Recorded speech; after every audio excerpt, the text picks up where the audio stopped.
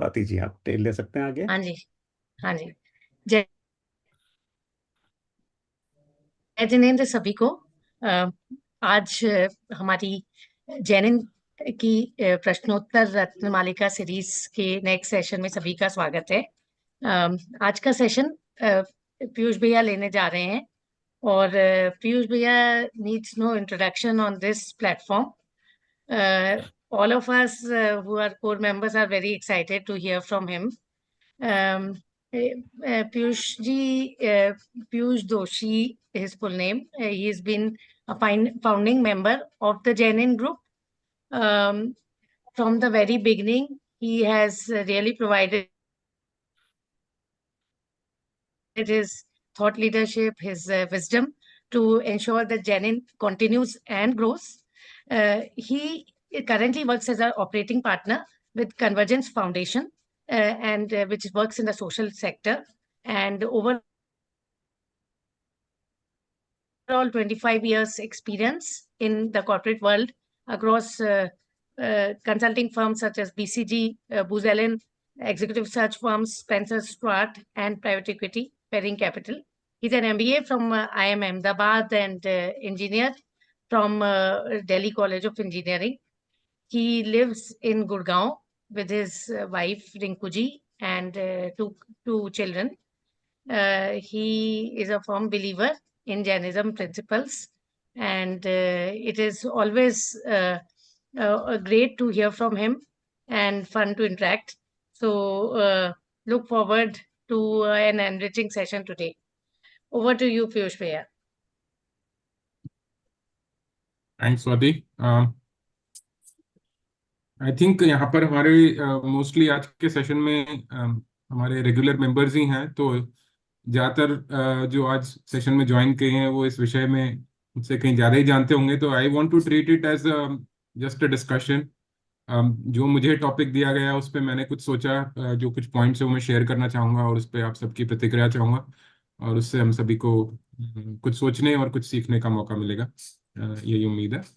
तो मैं शेयर कर लेता हूँ जिससे कि हम वो पढ़ पाएं। आप मेरी स्क्रीन देख पा रहे हैं? जी भैया, आ रही हाँ है। जी। तो हम ये 9 नंबर का जो इसमें श्लोक है, प्रश्न है, इसको, और फिर 25 नंबर का जो श्लोक है उसको देखेंगे और समझने की कोशिश करेंगे कि इसमें हमें क्या कहने का प्रयत्न किया गया है। तो जो श्लोक है इस तरह से है: पातुम कर्णांजलि भी किममृतमिव बुध्यते सदुपदेशः किम गुरुताया मूलम यदेत तद प्रार्थनम नाम। इसका इमीडिएट जो अर्थ इसमें दिया गया है कि कर्ण रूपी अंजलि से पीने के लिए अमृत के समान क्या जाना जाता है सदुपदेश। बड़प्पन का मूल कारण क्या है, जो ये अयाचना है। तो जहां तक इसमें मुझे समझ में आया, इसमें दो अलग अलग चीजों के बारे में बात की गई है। एक तो सदुपदेश, या जिसे हम स्वाध्याय भी कह सकते हैं जैसा समझा गया है, और दूसरा अयाचना के बारे में। तो पहले हम थोड़ा सा स्वाध्याय के बारे में विचार कर सकते हैं, जो सदुपदेश इसमें बताया गया है। हमने एक सेशन भी किया था इस विषय पे। प्रोफेसर वीर सागर जी ने अपना एक पूरा सेशन लिया था स्वाध्याय पे, और उनकी कुछ बातें मुझे अभी तक याद है। उन्होंने खास तौर से एक बड़ा अच्छा एग्जाम्पल दिया था कि यदि कोई मरीज है, वो यदि डॉक्टर के पास जाता है और डॉक्टर को 1 घंटे तक अपना मर्ज समझाता है, और उसके बाद जब डॉक्टर उसको इलाज बताने के मौका आता है तो भाग जाता है कि नहीं नहीं मुझे तो देर हो रही है, मैं जाता हूँ, और फिर रोज यही करता है, तो उसका क्या फायदा होगा। तो इस तरह से उन्होंने स्वाध्याय का महत्व बताया था कि हम लोग जब मंदिर जाते हैं, पूजा अर्चना करते हैं, तो हम अपना मर्ज बताते हैं, बहुत जरूरी है वो डॉक्टर को बताना, लेकिन डॉक्टर की सुनना जो है, उसी से इलाज होगा, वो भी इतना ही जरूरी है। तो वो स्वाध्याय का महत्व था, वो हम नहीं समझ पाते हैं। तो इसमें स्वाध्याय को दो तरीके से देखा जा सकता है। एक तो ये कि जब कोई और हमें सदुपदेश दे। पहली बात तो ये है कि जब भगवान की कही हुई वाणी का हम सदुपदेश सुनते हैं तो उसी से मन को शांति हो जाती है। चाहे वो समझ में आए या ना आए। जैसा कि हमारे शास्त्रों में कहा गया है कि जब जीव समव शरण में जाता है तो वहां समव शरण में पहुंचते ही इवन नर्क के जीव को जब भगवान का समव शरण होता है तो उसको भी एक पल के लिए एकदम शांति का एहसास होता है। तो ये है कि जब हम इस तरह के माहौल में जाते हैं जहाँ सदुपदेश हो रहा है, वो चाहे छोटा सा भी जीव हो, ना समझ में आ रही हो बात। और ये मेरा खुद का भी एक्सपीरियंस रहा है कि जब शुरू में बचपन में पाठशाला जाते थे, दादी जी जबरदस्ती भेज देती थी कि भाई ये मंदिर में जाके क्लास अटेंड करो, ये प्रवचन अटेंड करो। और वो ज़्यादा कुछ समझ में आता नहीं था, लेकिन फिर भी एक जो उससे मन में उस समय का जो फीलिंग है वो आज भी है, उस समय का जो संस्कार है वो आज भी है, उसका महत्व जो समझना है। तो एक तो ये हो गया कि जो आपको उससे फील होता है। उसमें आगे और बताया गया कि खास तौर से अगर किसी जीव को कोई भयंकर रोग हो या मरण के निकट स्थिति हो तो उस समय में अगर उन्हें सदुपदेश सुनने को मिले तो उससे उनका मरण सफल हो जाता है, आगे सद्गति को प्राप्त होते हैं। और उस समय जो वेदना होती है, जो आकुलता होती है, वो काफी कम हो जाती है। तो ये तो सदुपदेश का ये तुरंत महत्व। पर उससे बड़ी बात यह है कि जब हम गुरु की वाणी को सुनते हैं तो हमें असली में समझ में आता है कि हमारा धर्म क्या है और भगवान क्या कहना चाहते हैं। नहीं तो ये होता है कि जब तक हम उस बात को समझते नहीं है, हम पूजा भी कर रहे हैं तो हमें समझ में नहीं आता कि हम क्यों कर रहे हैं और क्या कहना चाह रहे हैं। तो जब किसी चीज को समझ के किया जाता है तभी उसका असली फायदा होता है, और इसके लिए इसको समझना बहुत जरूरी है। एक तरह कई बार ये लगता है कि सदुपदेश यानी कोई जब हमें पढ़ाएगा तो अब हम समझेंगे। तो उसमें आगे और क्लैरिफाई किया गया है कि सदुपदेश के लिए किसी और से सुनना जरूरी नहीं है। इसे इसीलिए इसका दूसरा शब्द स्वाध्याय भी है कि आप स्वयं भी अध्ययन कर सकते हैं। तो स्वाध्याय को आप एक इस तरह से देख सकते हैं कि जो स्वयं आप अध्ययन कर सकते हैं, जो हमारी जनवाणी है, तो वो स्वाध्याय है। और उससे भी वही शांति मिलती है। कई बार अगर वो कठिन बात हो तो स्वयं समझना मुश्किल जरूर हो सकता है, लेकिन प्रयत्न करने से वो समझ में आती है। और एक और स्वाध्याय का जो दूसरा अर्थ है वो ये भी बताया गया है कि स्वयं का अध्ययन जो हमारे यहाँ है, तो जैन धर्म में खास तौर से हमारा सारा महत्व, हमारा जो केंद्र बिंदु है, हम अपनी आत्मा को बनाए इस पर है।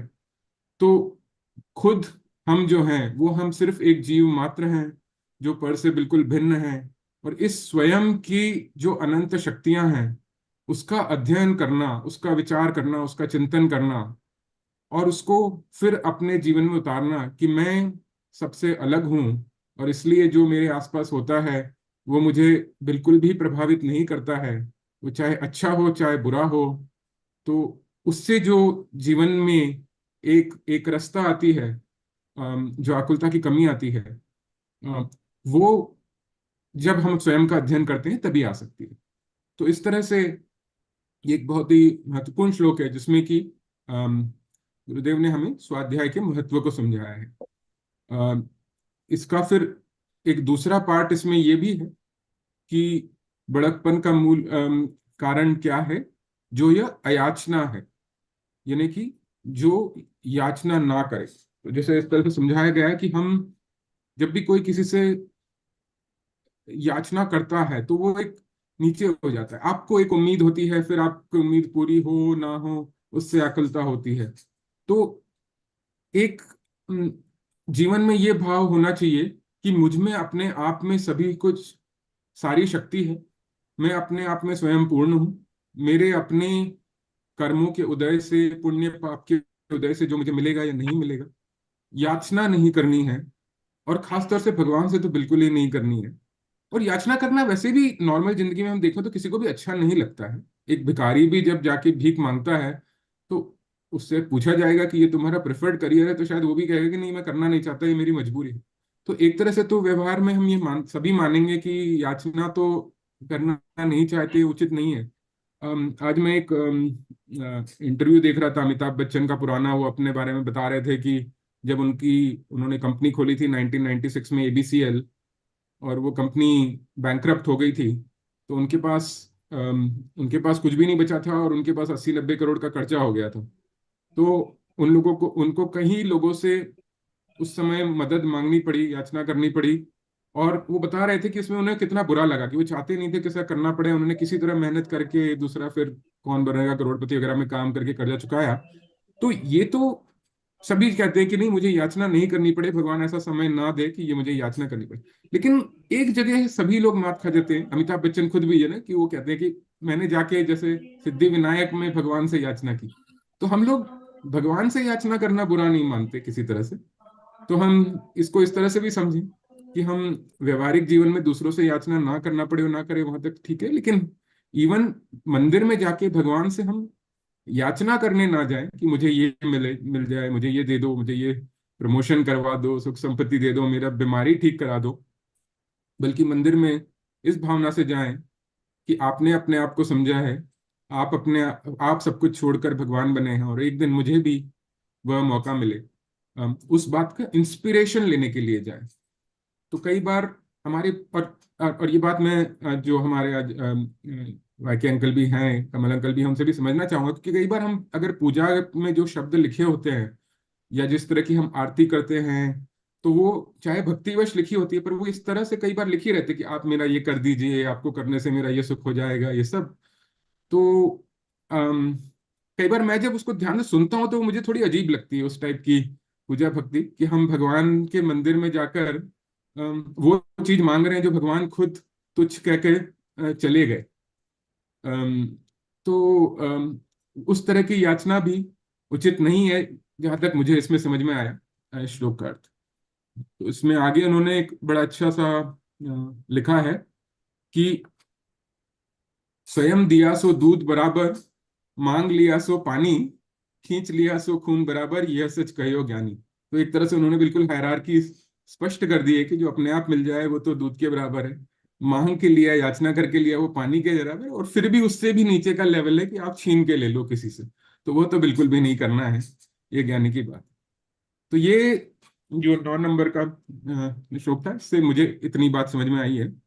अब जरा 25वें नंबर का भी हम समझ लेते हैं, और उसके बाद हम सुनना चाहेंगे यहाँ पर सभी लोगों से।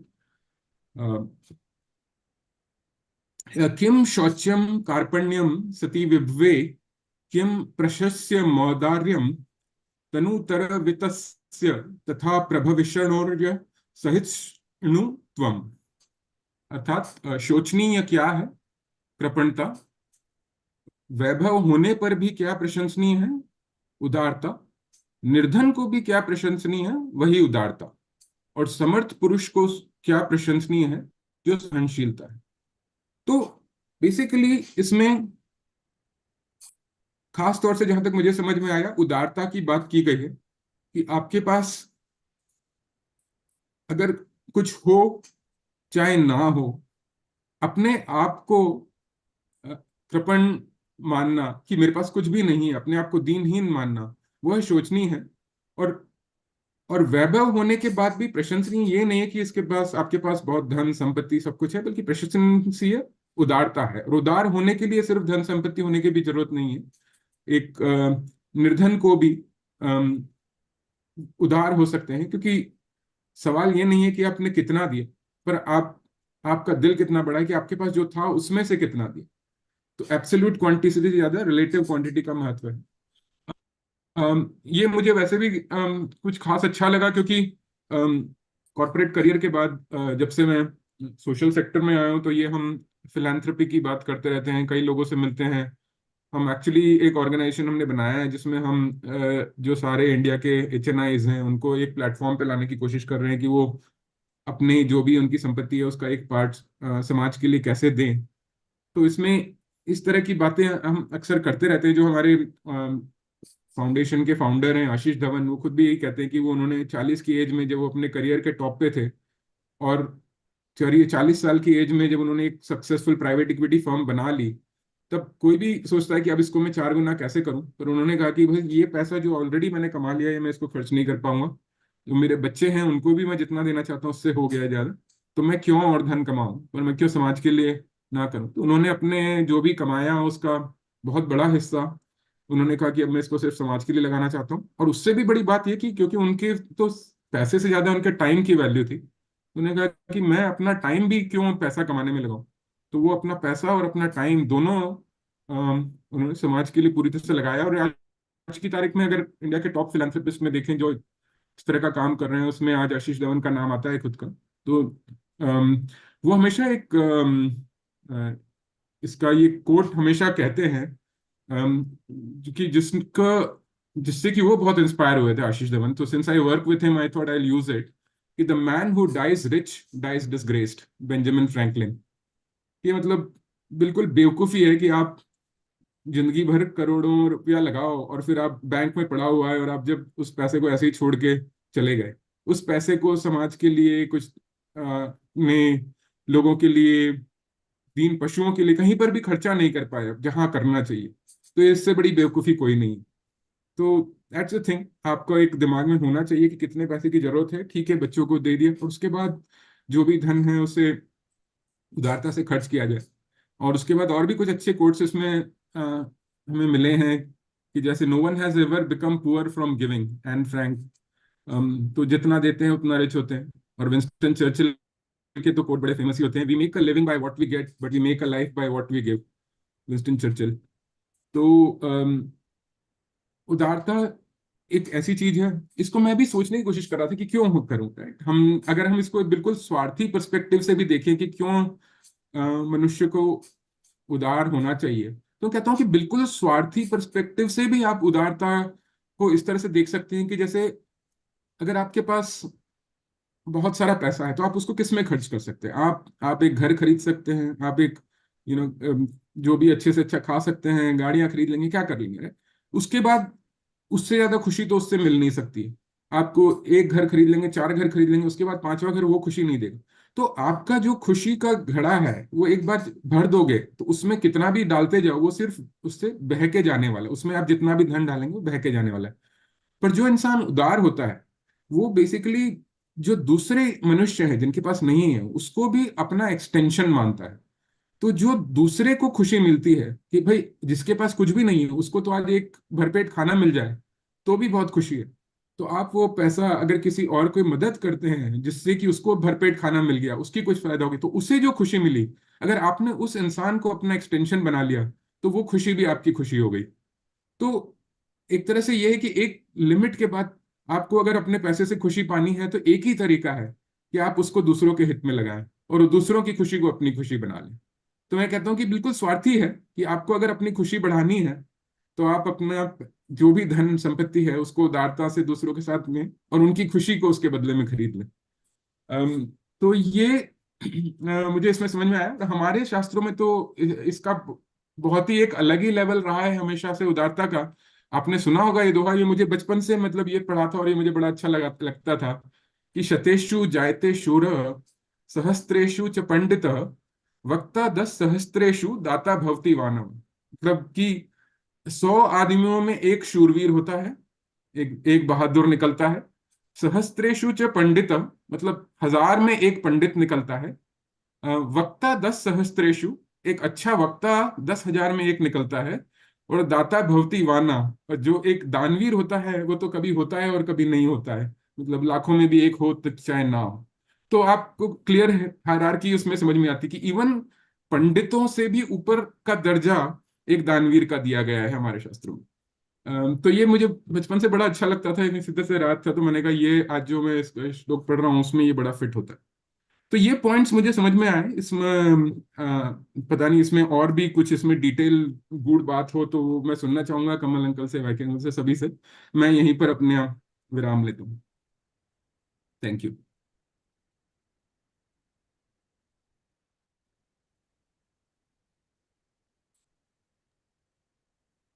थैंक यू सो मच भैया। डॉक्टर विभा, आप अच्छा कोई नहीं, अभी वो मॉडरेट कर लेंगे, but Kamal uncle, Y K uncle, over to you.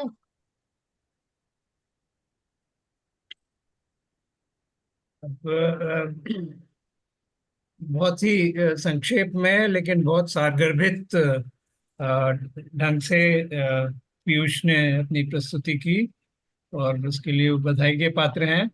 और जैसा कि उन्होंने बताया कि 10,000 में से एक कोई वक्ता होता है, तो वो 10,000 में से एक है ना, क्योंकि उन्होंने अपने एक कम समय में इतनी सारी बातें कह दी, और वो बातें किताब की पढ़ी हुई नहीं है, जो उन्होंने अपने अपने महसूस की और अपने जीवन में जो उन्होंने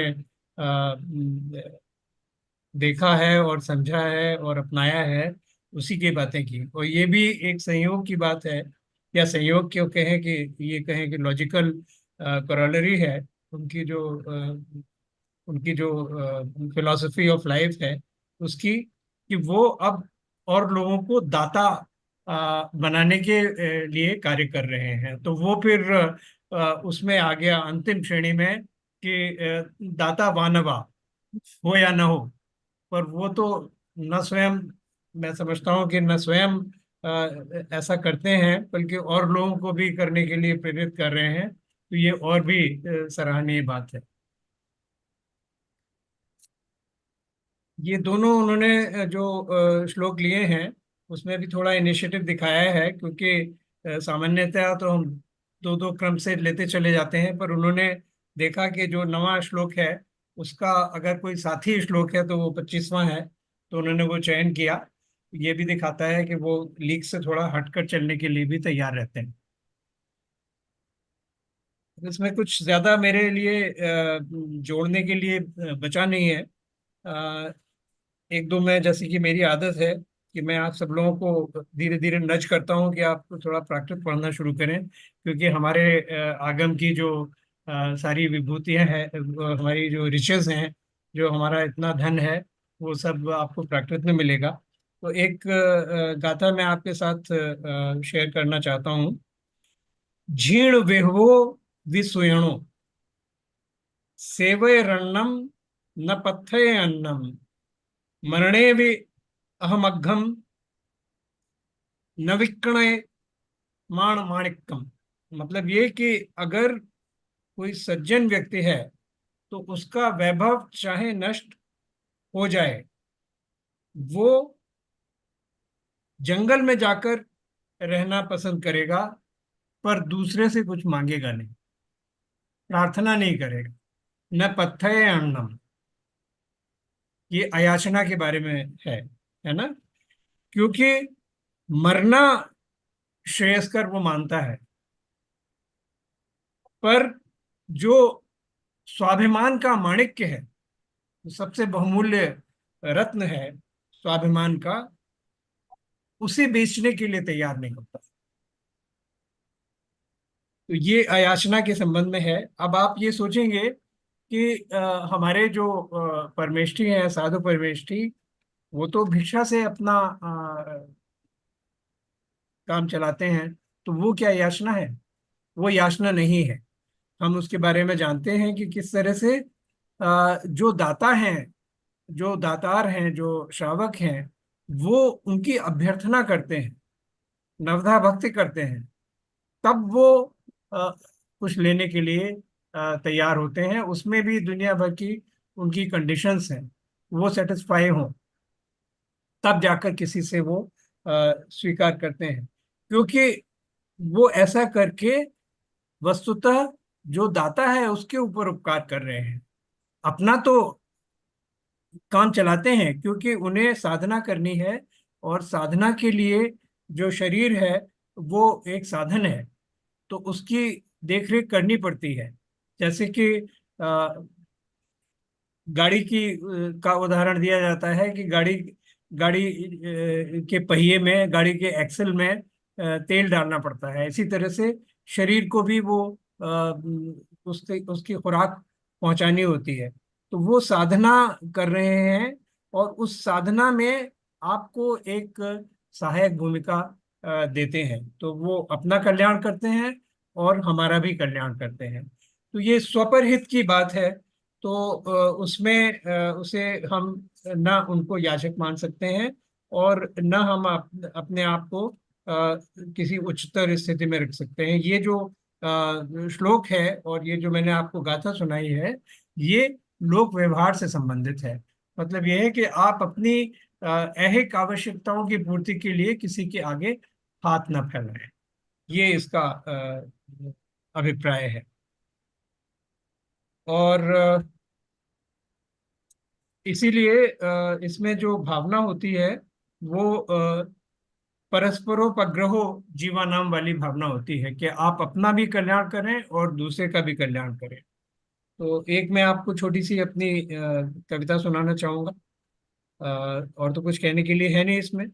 तो इसी इसी को अगर देखें हम, जो चर्या है मुनि महाराजों की, उसमें एक भ्रामरी वृत्ति की भी बात कही जाती है। भ्रामरी वृत्ति का मतलब हुआ कि जिस तरह का व्यवहार, जिस तरह का बिहेवियर भ्रमर का होता है या तितली का होता है, कि वो फूल पर बैठेंगे, फूल से उतना ही लेंगे जितना लेने से उनका काम चल जाए, फूल को भी कोई नुकसान न पहुंचे, और फूल को जो उसका अभीष्ट है यानी परागण, उसकी जो आगे फल देने की जो प्रक्रिया है उसमें उस योगदान की अपेक्षा होती है, तो वो भी मिल जाए। तो इसी इसी को मैंने कुछ 4 हाइकू में बांधने की कोशिश की है इस विचार को। धीरे से बैठे फूल पर तितली रस पीने को, धीरे से बैठे बिना चोट पहुंचाए, फूल को मिले मन चाहा पराग, उद्देश्य पूरा, स्वपर हित, प्रकृति का नियम, जीव का धर्म, जीवन चक्र, जगत व्यवहार, चले निर्बाध। ये हुआ परस्परोपग्रहो जीवानाम। इंग्लिश में अगर कहें, alights gingerly the butterfly on a bloom beckoned by nectar. The flower receives the pollen that it desired. Its purpose is served. Nature's principle, help yourself and your neighbors, a creed to live by, to keep life's cycle and transactions of the world rolling forever. यही मुझे कहना था, और आगे अगर कोई प्रश्न होगा जिसके समाधान की अपेक्षा होगी तो मैं प्रयास करूंगा।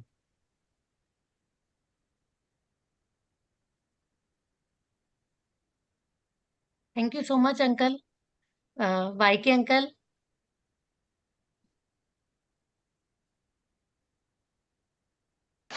पीयूष भाई और कमल भाई ने इतना कवर कर लिया कि मुझे लगता नहीं पेज पे कोई जगह बाकी है।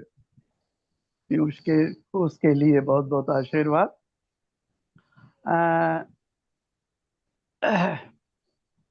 पीयूष ने एक समझने की बात कही थी कि कुछ चीज समझ में नहीं आए। उस तो मुझे याद आ रहा था कि समूह शरण में जो भगवान की वाणी खिरती है वो आदि बीजाक्षर में होती है और आदि लोकल भाषा में। तो मैंने बेनाड़ा जी से प्रश्न किया, इससे तो बड़े बोर हो जाते होंगे, आदि समझ में आई आदि समझ में नहीं आई।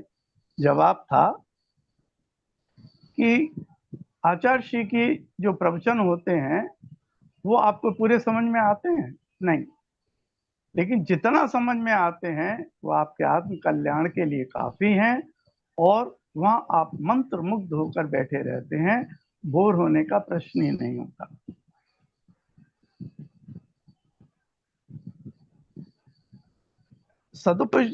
सदुपदेश, इसमें एक मैं उसका एक्सप्लेनेशन पढ़ रहा था, उसमें आया था कि सदुपदेश का समाधि में बहुत बड़ा रोल है और भटके हुए मन को वापस लाने में इसका बड़ा रोल है। तो समाधि के लिए सबसे उत्तम चीज होती है प्रथमान योग, और खुद सदुपदेश देना ये तो पीयूष भाई ने खुद ही कवर कर लिया था।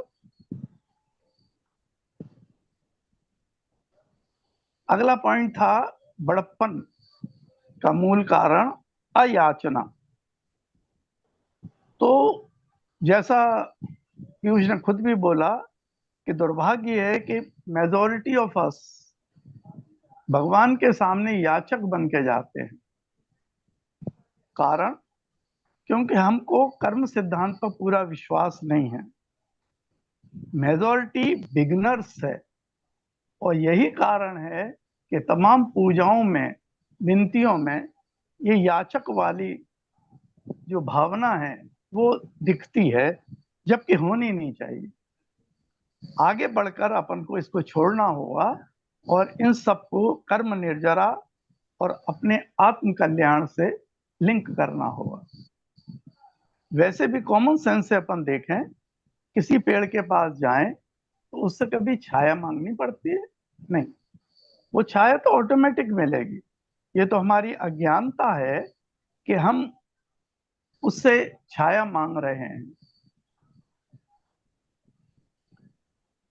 अगला आइटम था श्लोक 25 का, शोचनीय क्या है कि धन होते हुए भी और हम दान न करें। इस पे आचार्य श्री का एक संस्मरण है कि एक अपार धनी आचार्य श्री के पास आया और बोला, कुछ समय मुझे आपसे अकेले में बात करनी।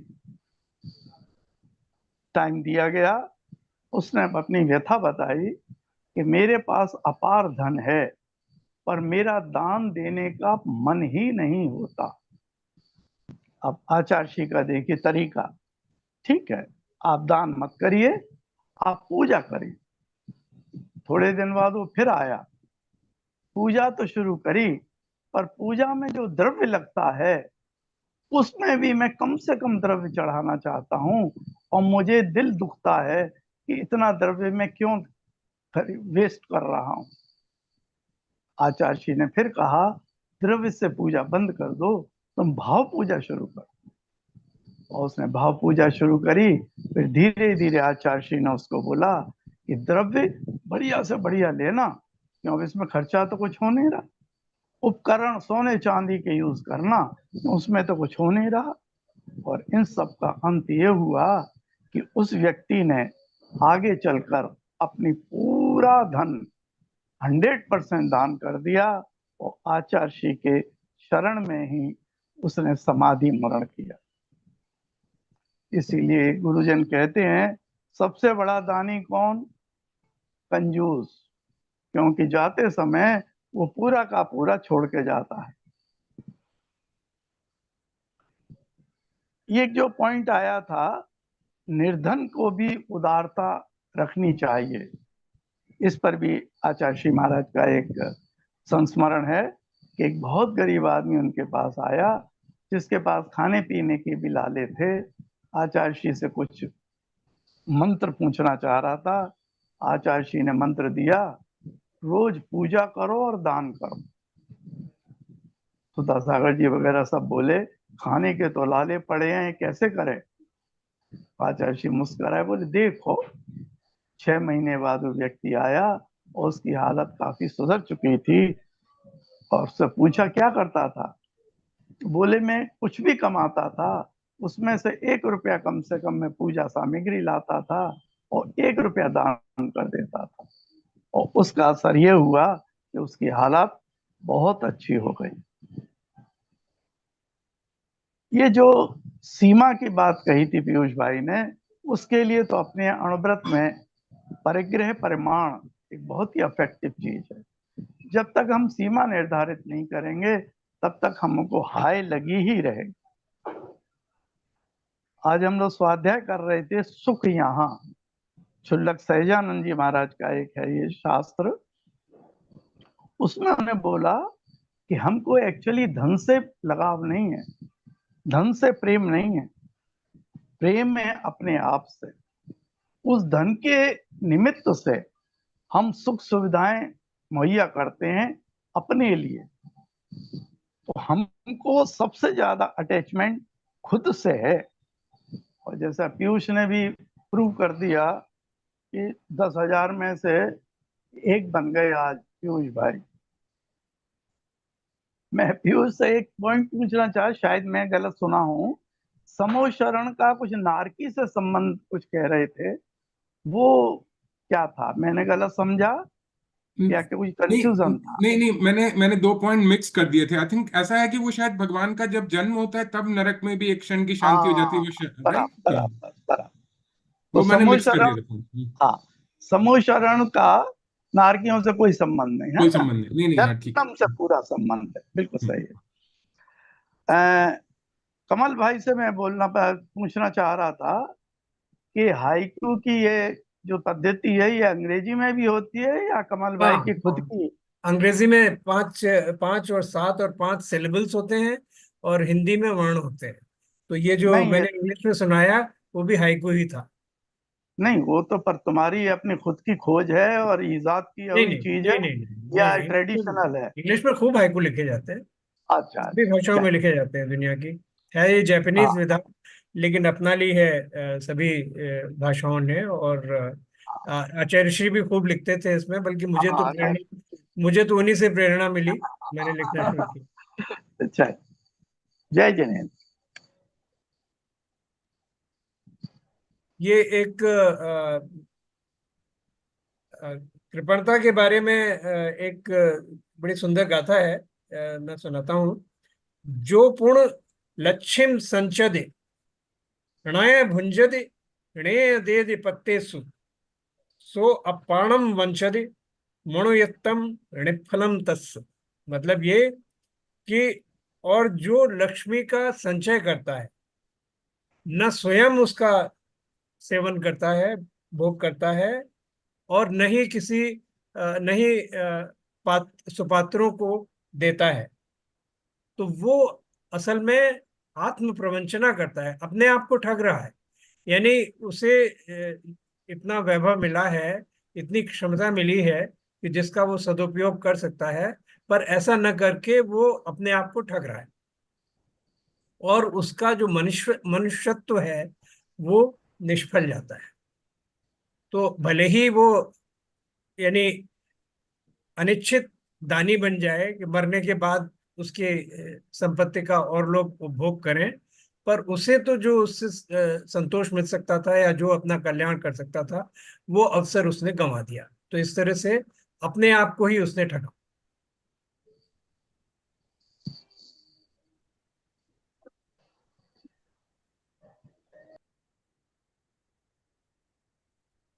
Thank you so much, Uncle. Dr. Vibha, you will take up for Q&A. Mute पे हैं आप। पहले तो मैं क्षमा मांगना चाहूंगी, सभी को सादर जजमेंट, और मैं क्षमा मांगना चाहूंगी, मैंने बिल्कुल टुवर्ड्स द लास्ट ज्वाइन किया है जब भैया का चल रहा था, तो समहाउ कुछ कनेक्टिविटी में प्रॉब्लम थी, तो नेट कनेक्ट नहीं हो रहा था, तो मैं आपसे सबसे क्षमा मांगना चाहूंगी। बट मैंने आपका बिल्कुल लास्ट का सुना और पढ़ा था, तो उसमें मेरे एक दो प्रश्न आते हैं। पहले मैं अपने ही प्रश्न करती हूँ, फिर मैं आपको सबको इनवाइट करती हूँ प्रश्न उत्तर के लिए। कि एक प्रश्न उठता है कि समाधि के लिए जो उन्होंने श्लोक नंबर 9 में कहा, और दूसरा 25 में उन्होंने दातार के लिए कहा। मैंने जो भैया का सुना है वो दातार वाला सुना था, लास्ट का, कोई हार्डली 3-4-5 मिनट्स का। तो समाधि मरण में जो 9th में कहा है वाइके अंकल, और दोनों से ही मैं पूछना चाहूंगी कि उसका उनका क्या उद्देश्य है कहने में, कि जब हम समाधि मरण के में जाते हैं तो कैसे, अगर हम सदुपदेश सुनते हैं और उसको अप्लाई करते हैं, तो हमें भूख प्यास इसकी बिल्कुल भी वेदना नहीं सताती है। तो जो सदुपदेश कहा है उसका हमने क्या इंटरप्रिटेशन लिया है? क्योंकि जो सदुपदेश में देखती हूँ कि अपने जो जैन धर्म का उपदेश है वो सारा सदुपदेश, मतलब मेरे ख्याल में, मैं गलत हो सकती हूँ, उसे सदुपदेश ही कहा जाता है। तो क्या आप में से कोई भी उस पे क्लैरिटी करना चाहेगा? जो 9th वाला श्लोक है। हाँ बहन, जो मैं समझ रहा था, सदुपदेश मीन जैसा आपने खुद भी बोला, भगवान की वाणी। और हाँ। जब मैं समाधि स्थिति में होता हूँ तब तमाम तरह की मेरे घबराहट, प्रॉब्लम्स, दर्द आदि होते हैं। उस समय सबसे ज्यादा फायदा अगर कोई कर सकता है, मुझे शांति दे सकता है, तो भगवान की वाणी दे सकती है। इस अपेक्षा से उन्होंने बोला कि समाधि के टाइम पे सदुपदेश बहुत अफेक्टिव है, बहुत जरूरी है। यही कारण है कि मुनिराजों को ड्यूटी लगाई जाती है कि अगर श्रावक का भी समाधि मरण चल रहा हो तो मुनिराज उनके राउंड द क्लॉक रहते हैं अवेलेबल, ताकि वो क्षण आने पर उनको भगवान की वाणी सुना सकें और वो इसीलिए शांति के निर्यापक साथ। निर्यापक को इतना ऊंचा स्थान माना जाता है श्रमण संघ में। अभी आपने देखा होगा कि आचार्य श्री ने अंतिम समय में 11 जो वरिष्ठ मुनि थे उनको निर्यापक का पद दिया। तो निर्यापक को इसीलिए इतना महत्व दिया जाता है कि वो जो मुमुक्षु होते हैं, जो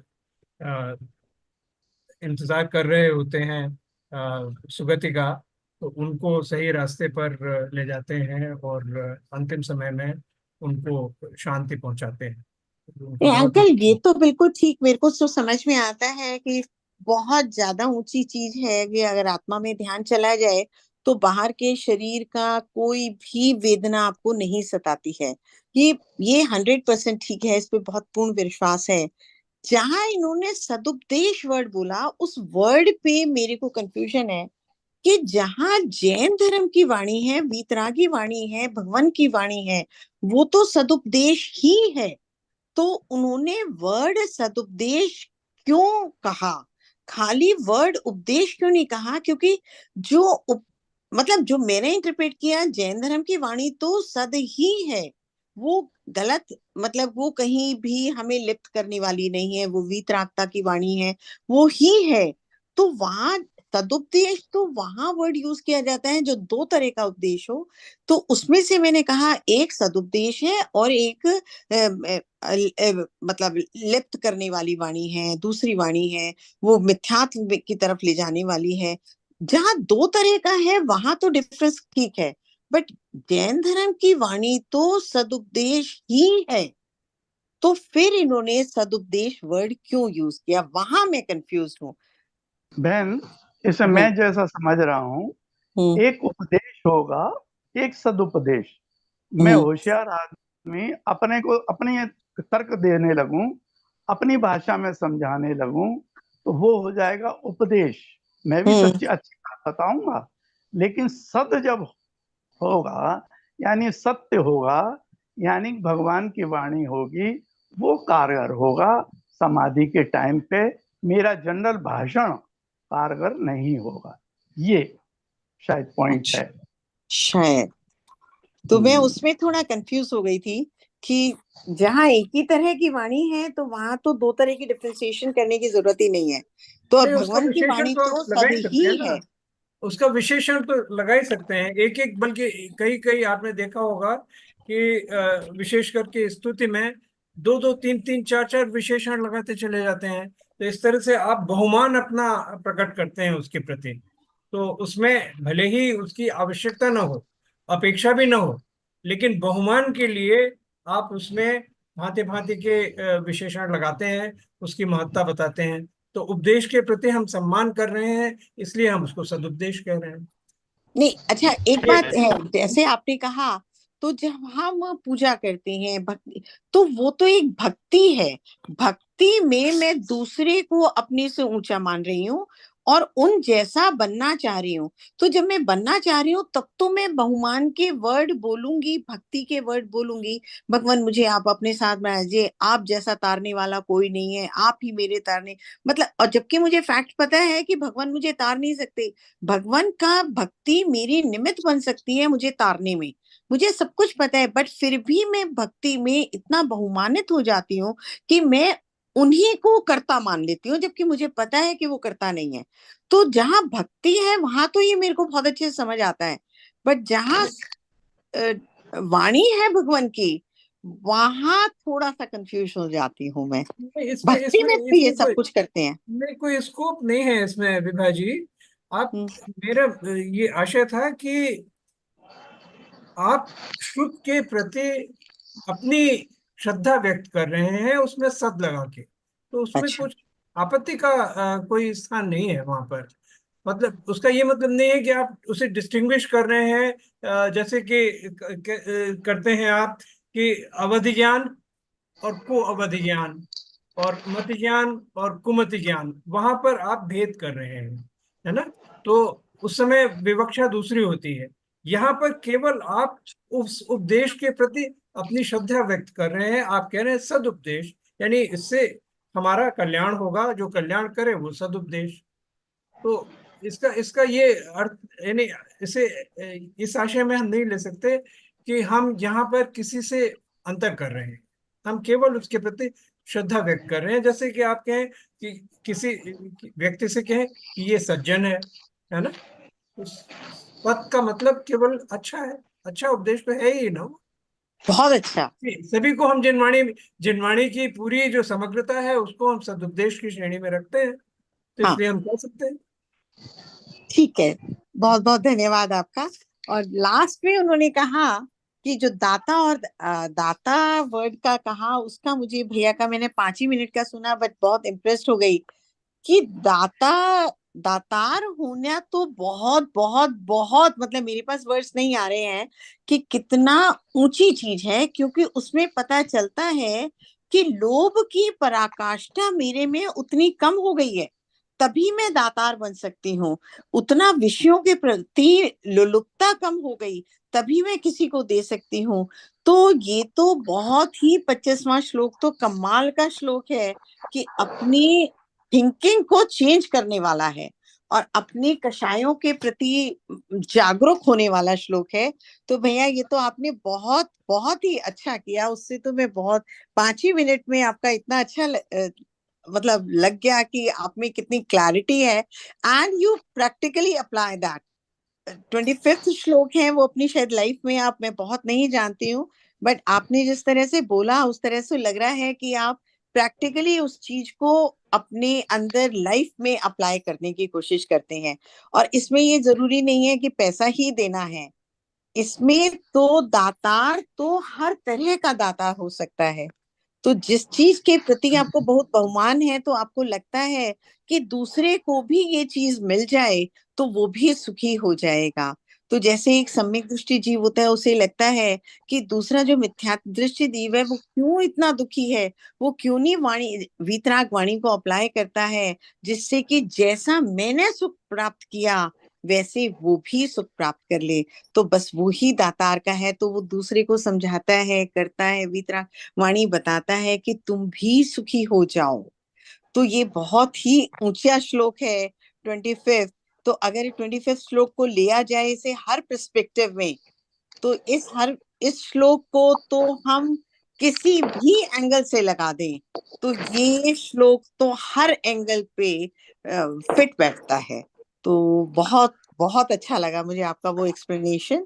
तो अब मैं आमंत्रित करती हूँ कि अगर कोई भी प्रश्न पूछना चाहता है तो जरूर पूछिए अपना। एक नीलेश भैया ने जिज्ञासा एक व्यक्त की थी, तो अच्छा। इसके बारे में आप नीलेश भैया को शायद अवसर देना चाहें तो वो हाँ हाँ, नीलेश नीलेश भैया। भैया आप प्लीज पूछिए।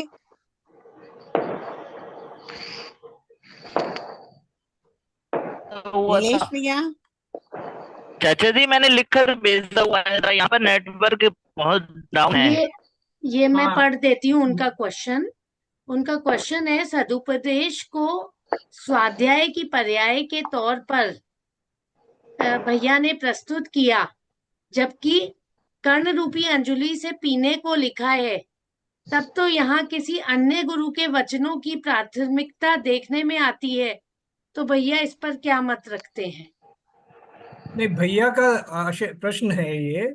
उन्होंने ये कहा कि चूंकि इसमें श्लोक में कानों का इस्तेमाल करने की बात कही गई है ना, कि कानों की अंजलि बनाकर आप सदुपदेश को ग्रहण कीजिए, तो इसका अभिप्राय ये है कि गुरु के वचनों की बात हो रही है और हम स्वयं जो स्वाध्याय करते हैं उसकी बात नहीं हो रही है।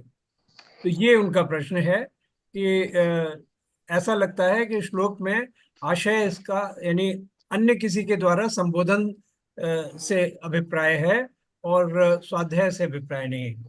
तो पीयूष अगर इसमें कुछ एक्सप्लेनेशन देना चाहें और उसमें मैं भी ऐड कर सकता हूँ, बताएं आप हाँ पीयूष। नहीं, बिल्कुल कि ये मैं तो सिर्फ ये कहूँगा कि शाब्दिक अर्थ तो ये जरूर यही निकलता है कि आपके कानों में किसी और की वाणी पड़ रही हो, जो सदुपदेश है, तो शाब्दिक अर्थ यही निकलता है। पर अगर हम इसका उसी में जो आगे विवेचना की हुई है उसमें उन्होंने ही कहा है आगे कि मैं उसी के शब्द इसमें से पढ़ता हूँ कि दूसरे से सुनकर ही यह अमृतपान होता है ऐसा नहीं है, स्वयं पढ़कर स्वयं कानों से अपने मन को सुना है।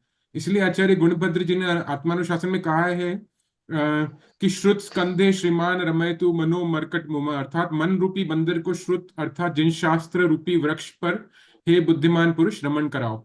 तो इसी में आगे विवेचना में इस बात को भी एक्सेप्ट किया गया है कि अगर आप कह रहे हैं और आपके कान में पड़ रही है, क्योंकि जरूरी ये नहीं है कि कान में शब्द पड़ रहे हैं, जरूरी ये है कि आपके दिमाग में बात जा रही है, और दिमाग में बात साइलेंटली भी जा सकती है।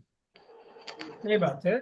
और असल में हम देखें तो स्वाध्याय भी जो हम करते हैं वो भी तो एक्चुअली सब ट्रांसमिटेड है ना, ओरली सब ट्रांसमिट होकर आया है। एक मुख से निकला, भगवान के मुख से निकली वाणी, वो फिर गणधर ने बद्ध की उसमें श्रुत में, और आचार्य परंपरा से एक मुंह से कान, फिर मुंह से कान, फिर मुंह से कान, ऐसे होते हुए चली आ रही है। तो वो निरंतरता तो बनी हुई है।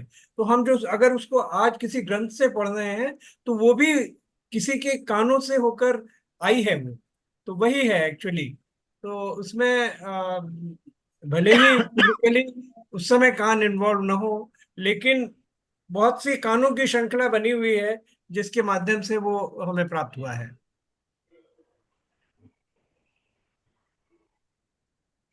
नीलेश भैया का एक पॉइंट ये भी था, इन्होंने एक किसी अपने प्रवचन में बोला था कि दातार खाली पैसे वाला ही नहीं, जैसा पीयूष ने बोला समय वाला भी, और एक उन्होंने नया पॉइंट दिया था संस्कारों के दातार।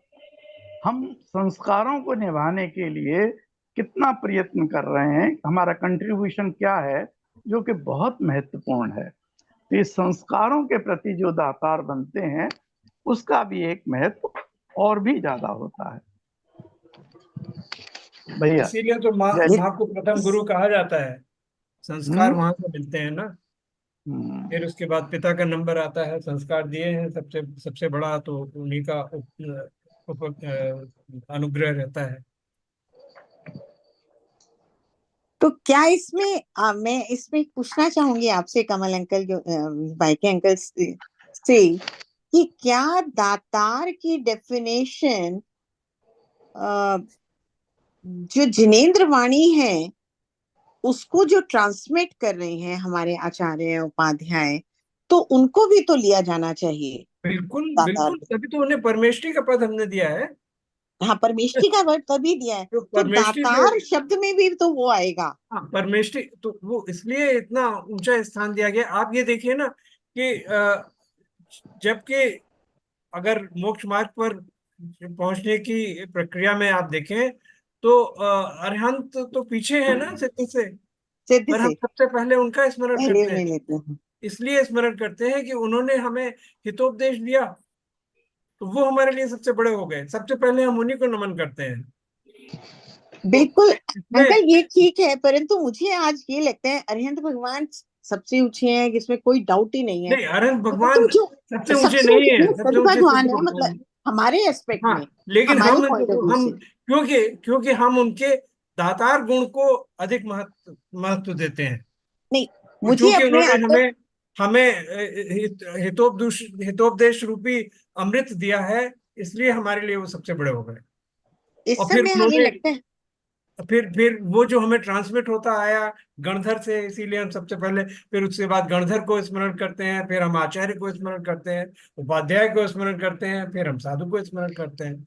तो वो सब पूरी उसी श्रृंखला में हम चलते हैं। पूरी श्रृंखला बिल्कुल ठीक समझ में आती है, परंतु एक दफा तो ऐसा लगता है कि अभी फेस टू फेस कांटेक्ट, या वही कान वाली बात आ जाती है, या हमारे को समझाने वाली बात आ जाती है, जो आज आचार्य और उपाध्यायों से डायरेक्ट हमें मिलता है।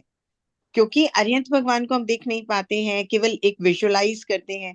तो इस समय जब हम जिनवाणी का ग्रहण करते हैं, ठीक है, आई अरिहंत भगवान के समुशरण से वाणी आई है, परंतु अभी जो बहुमान आता है अपने आचार्य और उपाध्यायों पे, वो बहुत जबरदस्त आता है, क्योंकि वन टू वन कांटेक्ट रहता है। बिल्कुल ये सही नहीं बात है। मैं गुरु कह रही कि गोविंद अरिहंत भगवान नहीं है। गुरु तो गोविंद दो खड़े काके लागू पाए, बलिहारी बिल्कुल गुरु आपने गोविंद दियो बताए। बिल्कुल वही वाली सबसे बात पहले तो आती वही। है कि उनका बहुमान बहुत आता है। बिल्कुल सही कि बात है। डायरेक्ट हमें उन्हीं से मिल रही है इस समय। तो बहुत अच्छा था। प्रभा, और भी इसीलिए आप कुछ? देखिए हाँ, ज्ञान दान को इतना ज्यादा महत्व दिया गया। बहुत। ज्ञान दान इस जन्म के लिए ही नहीं, जन्म जन्मांतरों के लिए ही हमारे लिए बहुत जरूरी। और एक जगह ये भी कहा गया कि हम उनको आहार देते हैं और वो हमको ज्ञान दान देते हैं। तो इस तरह से वो हमारा भी छुपा के ब्याज से हमको चाहते हैं। इसलिए ज्ञान को इस इच्छा बहुत से बड़ा कहा, क्योंकि ये जन्म जन्मांतरों तक हमको करता है, फायदा देता है। उसको अभयदान भी कहा जाता है। वो हमें अभय दे रहे हैं। हम्म, मुनि महाराज हमें अभयदान दे रहे हैं, ज्ञान देकर हमें भयमुक्त करते हैं। उनके ज्ञान के माध्यम से हम जो आ, 8 7 प्रकार के भय हैं उनसे मुक्त होते हैं। तो वो हमें अभयदान दे रहे हैं। बिल्कुल बिल्कुल ठीक कहा आपने। तो और अंकल, आप क्या ज्ञानदान को ही अभयदान कहा जाता है क्या? नहीं नहीं, ज्ञानदान को ही अभयदान नहीं कहा जाता है। नहीं, लेकिन एक विवक्षा से, एक दृष्टिकोण से ज्ञानदान अभयदान है सबसे बड़ा। क्योंकि अभयदान का मतलब सिर्फ ये यही नहीं होता कि आपको किसी वायलेंस से बचा लिया गया या आपको किसी विपत्ति से बचा लिया गया। सबसे बड़ी विपत्ति तो भव की विपत्ति है ना। तो उससे जिसने बचाया वो अभयदान हो गया ना। ज्ञान की अभयदान के वजह बाद से अभय मिला। ज्ञान की वजह से रियलिटी, वस्तु का स्वरूप पता चल गया और उससे फिर अभय हो गया, अभय भय नहीं रहा। बहुत ही इसी सुंदर है। इसी संदर्भ में कहते हैं सबसे बड़ा अभयदानी कौन? तो जवाब सिद्ध भगवान।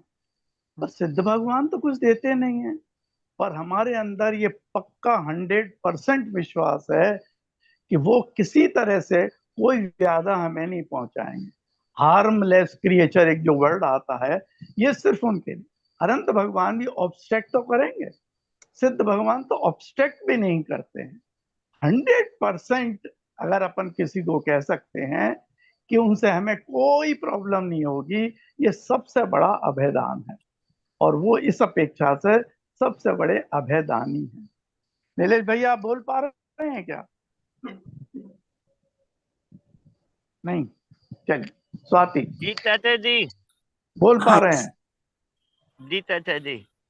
कुछ ऐड करेंगे? हाँ, एक तो जो माँ ने कहा हुआ था ना, वो सदुपदेश का, हाँ समाधि मरण के संदर्भ में। हाँ तो वहां पर जैसे दो तरह के सदुपदेश से दो तरह के शब्द ध्वनित होते हैं ना चाचा जी। क्या?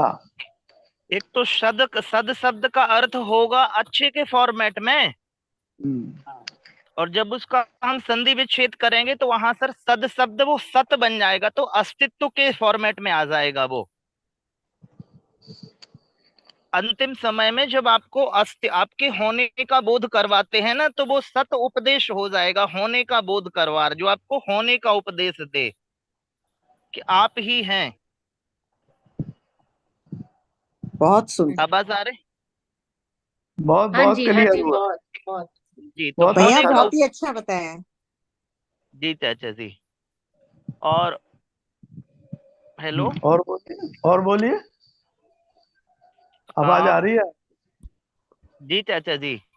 अच्छा लगा मुझे उदारता के संदर्भ में सुन करके, क्योंकि हमारी तो याचक वृत्ति है। तो जैसा भैया जी ने कहा ऐसे उदार हो तो हमारे जैसे याचकों के लिए सादा सहूलियत हो जाएगी। ठीक है। पर आप तो ज्ञानदान इतना ज्यादा अभी ये देते भी तो हैं बताया गया कि आप बड़े दाता हैं, बहुत बड़े। और चाचा जी वो भी है, वो भगवान के जब सहस्त्र नाम है ना, जिन सहस्त्र नाम जो जिन सेनाचार्य ने स्तुति की हुई है, तो भगवान के नामों में वहां दाता, महादाता, परम दाता, इस तरह के शब्दों का प्रयोग भगवान के नामों में किया हुआ है 1008 नामों में।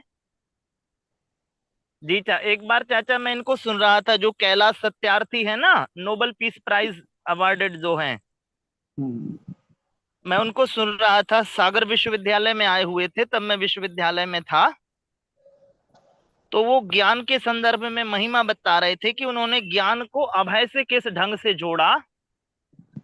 तो वो तो जैसे अभी उनका बचपन बचाओ आंदोलन के प्रेरक हैं, वो चलाते हैं, तो वो बता रहे थे छोटे छोटे गांव में कितने लोग हैं जो महिलाएं हैं या छोटे बच्चे हैं, ज्ञान ना होने की वजह से वो जैसे अब गलत दवाइयां हैं या जैसे अब मतलब एक जहर के तौर पे कुछ चीजें हैं, तो उन्हें भी वो सेवन कर लेते हैं तो हानि पहुंचा लेते हैं।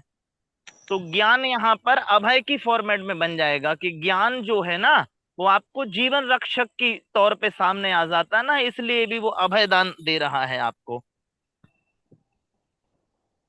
बिल्कुल बिल्कुल। जैसे उन्होंने जैसे बहुत सारे जैसे घरों में पुरानी मम्मी लोग हैं, कान में डालने की दवाई है तो वो आंख में डाल लेती थी, क्योंकि उन्हें मालूम नहीं रहता था, इतना ज्ञान नहीं है ना, तो उन्होंने खुद को नुकसान पहुंचाया, चोट पहुंचा ली। तो ज्ञान जो है ना वो चोट पहुंचाने से बचा लेता है आपके लिए। तो इस अर्थ में भी वो अभय के एक प्रारूप के तौर पे सामने आ जाती हैं चीजें। सही। और मैं बहुत एक और बात कहूंगा, जैसे जैसे हालांकि मुझे भैया जी का जो पीयूष भैया जी हैं उनके उससे ध्वनित हुआ कि उनका जैसे मतलब सेल्फ एजुकेशन पर बहुत ज्यादा उन्होंने जोर दिया। हो सकता है मैं गलत भी हूं उनका नजरिया समझने में, लेकिन जैसे सदुपदेश के संदर्भ में मेरा ज्यादा नजरिया ये रहता है कि हम चीजों को किसी मास्टर से समझें तो ज्यादा अच्छा रहेगा, क्योंकि बहुत सारी चीजें अनुभव संदर्भ में होती है ना। एक जे कृष्णमूर्ति की एक किताब है at the feet of the master, दुनिया की अच्छी किताबों में से एक किताब है। तो मैंने भी इस तरह से, मुझे ये लगता है कि मास्टर जिस तरह से चीजों को हमें सिखा देता है, तो हो सकता है उसी गाथा के या उसी इस श्लोक के और अन्य अनुभव सापेक्ष बहुत से अर्थ सामने आ जाते हैं, जो हो सकता है सेल्फ एजुकेशन से हमारे पास ना आ पाए उतने बेहतर। तो मतलब सदुपदेश का इस अर्थ में मैं कहता हूं कि महत्व एक अलग है, क्योंकि मास्टर मास्टर ही होता है एक। और भैया जी ने दूसरा विकल्प बता दिया कि जब जैसे क्षमा सागर महाराज साहब एक दोहा कहते थे, मुझे याद है, मित्र मिले तो मेला कीजे, चित्त मिले तो चेला, साधु मिले तो संगति कीजे, वरना भला अकेला। तो साधु मिल जाए, मेरी प्राथमिकता होती है साधु मिले तो संगति हो, अब नहीं है साधु महाराज साहब तो वरना भला अकेला। तो फिर वो सेल्फ एजुकेशन तो अच्छा ही है, स्वाध्याय अच्छा है। और अगर साधु महाराज साहब हैं तो सदुपदेश की मेरी प्राथमिकता रहती है। हालांकि मैं मतलब आदरणीय भैया जी का वो जी लास्ट चाचा ऑप्शन हुआ, लास्ट जी जी ऑप्शन जी हुआ कि नहीं जी मिल जी रहे तो सेल्फ। करेक्ट। जी चाचा जी जी, ये मैं समझा हूं अभी तक। ठीक है चाचा जी, बहुत अच्छा भैया जी ने कहा, मैंने पूरा सुना। स्वाति। हाँ जी। वो आलोक जी का प्रश्न था, रेज्ड हैंड था आलोक भैया। हो गए, सेशन में नहीं है अभी वो। ड्रॉप हो नहीं गए है वो। क्या? हाँ आई अभी जस्ट सॉ ही वाज हाँ देयर। नहीं नहीं, अच्छा, उनका रेज्ड निकल हैंड गए। था पर ड्रॉप हो गए। अच्छा अच्छा, अभी थे जस्ट 1 सेकंड बैक। अच्छा, मेरा एक प्रश्न है कि वो बोल रहे हैं कि बड़प्पन क्या है, अयाचना में है बड़प्पन। अब मेरा प्रश्न है कि जो जैसे सेल्स जॉब में होते हैं अपनी ऑर्गेनाइजेशन में, वो तो they go and ask for work, तो वहां भी तो वो लोग आस्क ही कर रहे हैं। तो इसके संबंध में Jaswal uncle, given you have experience, आप क्या कहेंगे इन द मेरे ख्याल में कॉर्पोरेट वर्ल्ड, वाई के अंकल? पीयूष पीयूष का पर्सपेक्टिव जानना इसमें होगा, क्योंकि इनको इस क्षेत्र का अधिक अनुभव है, बताएंगे। आई थिंक Do you अगर consider that as begging? I don't think so. Sales अगर आप मांग रहे हैं किसी से तो कुछ बिकेगा ही नहीं, because it's not a favour. Sales is always a transaction between two parties who have something There are valuable two to offer sides to to each it. Other. तो इसलिए I don't consider sales as begging Right, इट। right. And actually people who come across as they are asking for something are never good salesmen. Actually Yes. good salesmen are people who come from power of strength, कि मेरे पास कुछ valuable तुम्हारे पास value देने के लिए proposition है, है, इसलिए वैल्यू मैं तुम्हारे सामने। प्रोपोजिशन है। बिना वैल्यू ये प्रोपोजिशन के तो सेल नहीं होगी ना। मेरा प्रोपोजिशन एग्जैक्टली। इसमें एक पॉइंट और रह गया है, मुनिराजों के एक याचना परिचय होता है कि जिसी चीज की जरूरत है तो भी वो नहीं मांगेंगे और उसको अपने अंदर ही रख लेंगे। इसको सहना याचना परिचय है। 22 परिचय में एक याचना परिचय आती है। व्याख्या में है ये, व्याख्या में है ये बिंदु।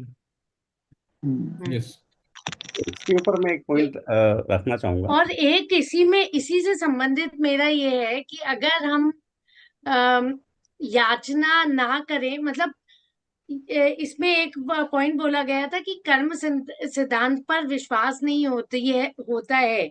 इसका एक कारण ये भी है। तो कर्म सिद्धांत पे विश्वास कैसे जागृत करें? मतलब जागृत तो है, ऐसा नहीं है कि जागृत नहीं है, लेकिन वह अटल विश्वास कैसे करें कर्म सिद्धांत पर? अटल विश्वास जैसे होता है ना, मेरे को बहुत विश्वास है कर्म सिद्धांत पर, बहुत विश्वास है, लेकिन फिर भी जब ये होता है ना कि जो कोई अनसर्टेनिटीज होती है लाइफ की, उसमें कर्म सिद्धांत पता होते हुए भी कहीं ना कहीं भय या घबराहट होती है। तो वो अटल विश्वास कैसे अपने मन में बिठाएं? स्वाति, कर्म सिद्धांत पर विश्वास करने का एक बहुत अफेक्टिव चीज है जो मुनिराज डे टू डे में लगाते हैं, वो है उसका प्रैक्टिकल एप्लीकेशन। जैसे वो जब सुबह एक नियम लेके निकलते हैं, वो कर्म सिद्धांत को दृढ़ करने के लिए निकलते हैं कि अगर मेरे कर्मों में होगा तो कंडीशन फुलफिल होगी ही, और अगर नहीं होगा तो मैं याचना करूं तो भी मुझे नहीं आहार मिलेगा।